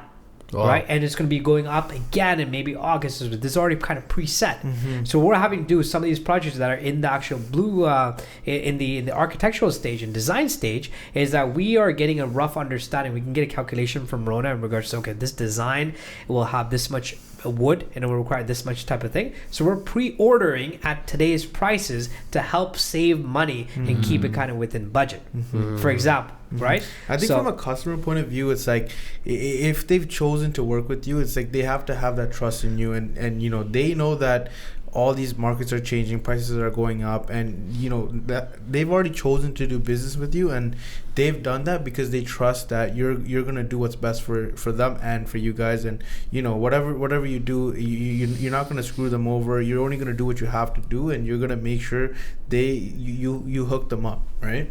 Essentially, it's about communication. I strongly feel, again, that aspect of it. My team's great with that shit. And again, for us, it's about reputation. Like, I don't give a fuck. There's been a couple projects where we like fucking broke even, right? We spent all that time there and energy and do all that shit, and we didn't make money, right? It's part of business, but the customers are so happy, and they refer other families and things like that, or people sees our product, and we get more business off of that. So again, for us, it's the reputation aspect of it. Of course, we're not running a charity at the end of the day. We're a business, right? We need to be able to show profits, or else it's a waste of everyone's time. However, we're in it for the long run, right? So the reputation is much more important. And at times like this, I remember when I was doing the Terrion course, I did the Terrion course. This is about 7 courses or so. And one of the courses were customer service. And I remember the instructor, I went to class for that too. And the instructor was telling me, when the product is finished and it's in the customer's hands and they come back to you for warranty work, that, the paint fucked up or there's a crack in the ceiling or something like that, that is your time to shine, because that is when you're actually going to be tested as a company, as an individual, in regards to how well you actually service your customers. Now at that point is when you're like, oh, the house is already done, right? Oh, that's normal, the cracks, come on. Or you come and be like, okay, we understand your concern. Okay, let's address everything at the same time. I'm going to go ahead and we're going to schedule this out properly. And one of our project managers will be coordinated with you. It's not going to happen overnight, right? Because we have X amount of people that need to come out. But this is a schedule. We work with you to kind of, talk you through it, all right?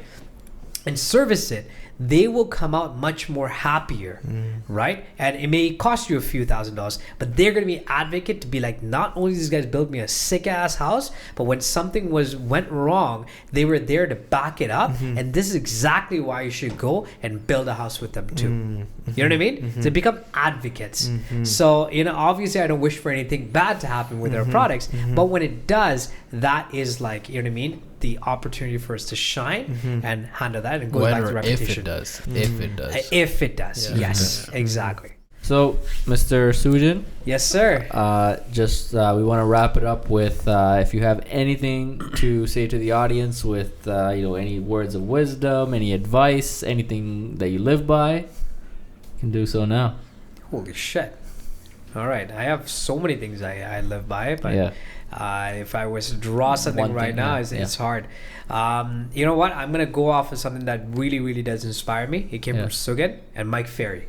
Those two guys really, really instilled it in me, and it's to think big, right? It's to think big. Exactly. I don't know if the camera Yeah, catches camera can't it. see it, but it's literally It's right all over behind there. us. Yeah. But you know, as cliche as that may be, Yeah. it's honestly like that's something that you know what I mean. Like when you expand your mind, it's not going to contract back, right? You've already expanded it. You just cannot put it back.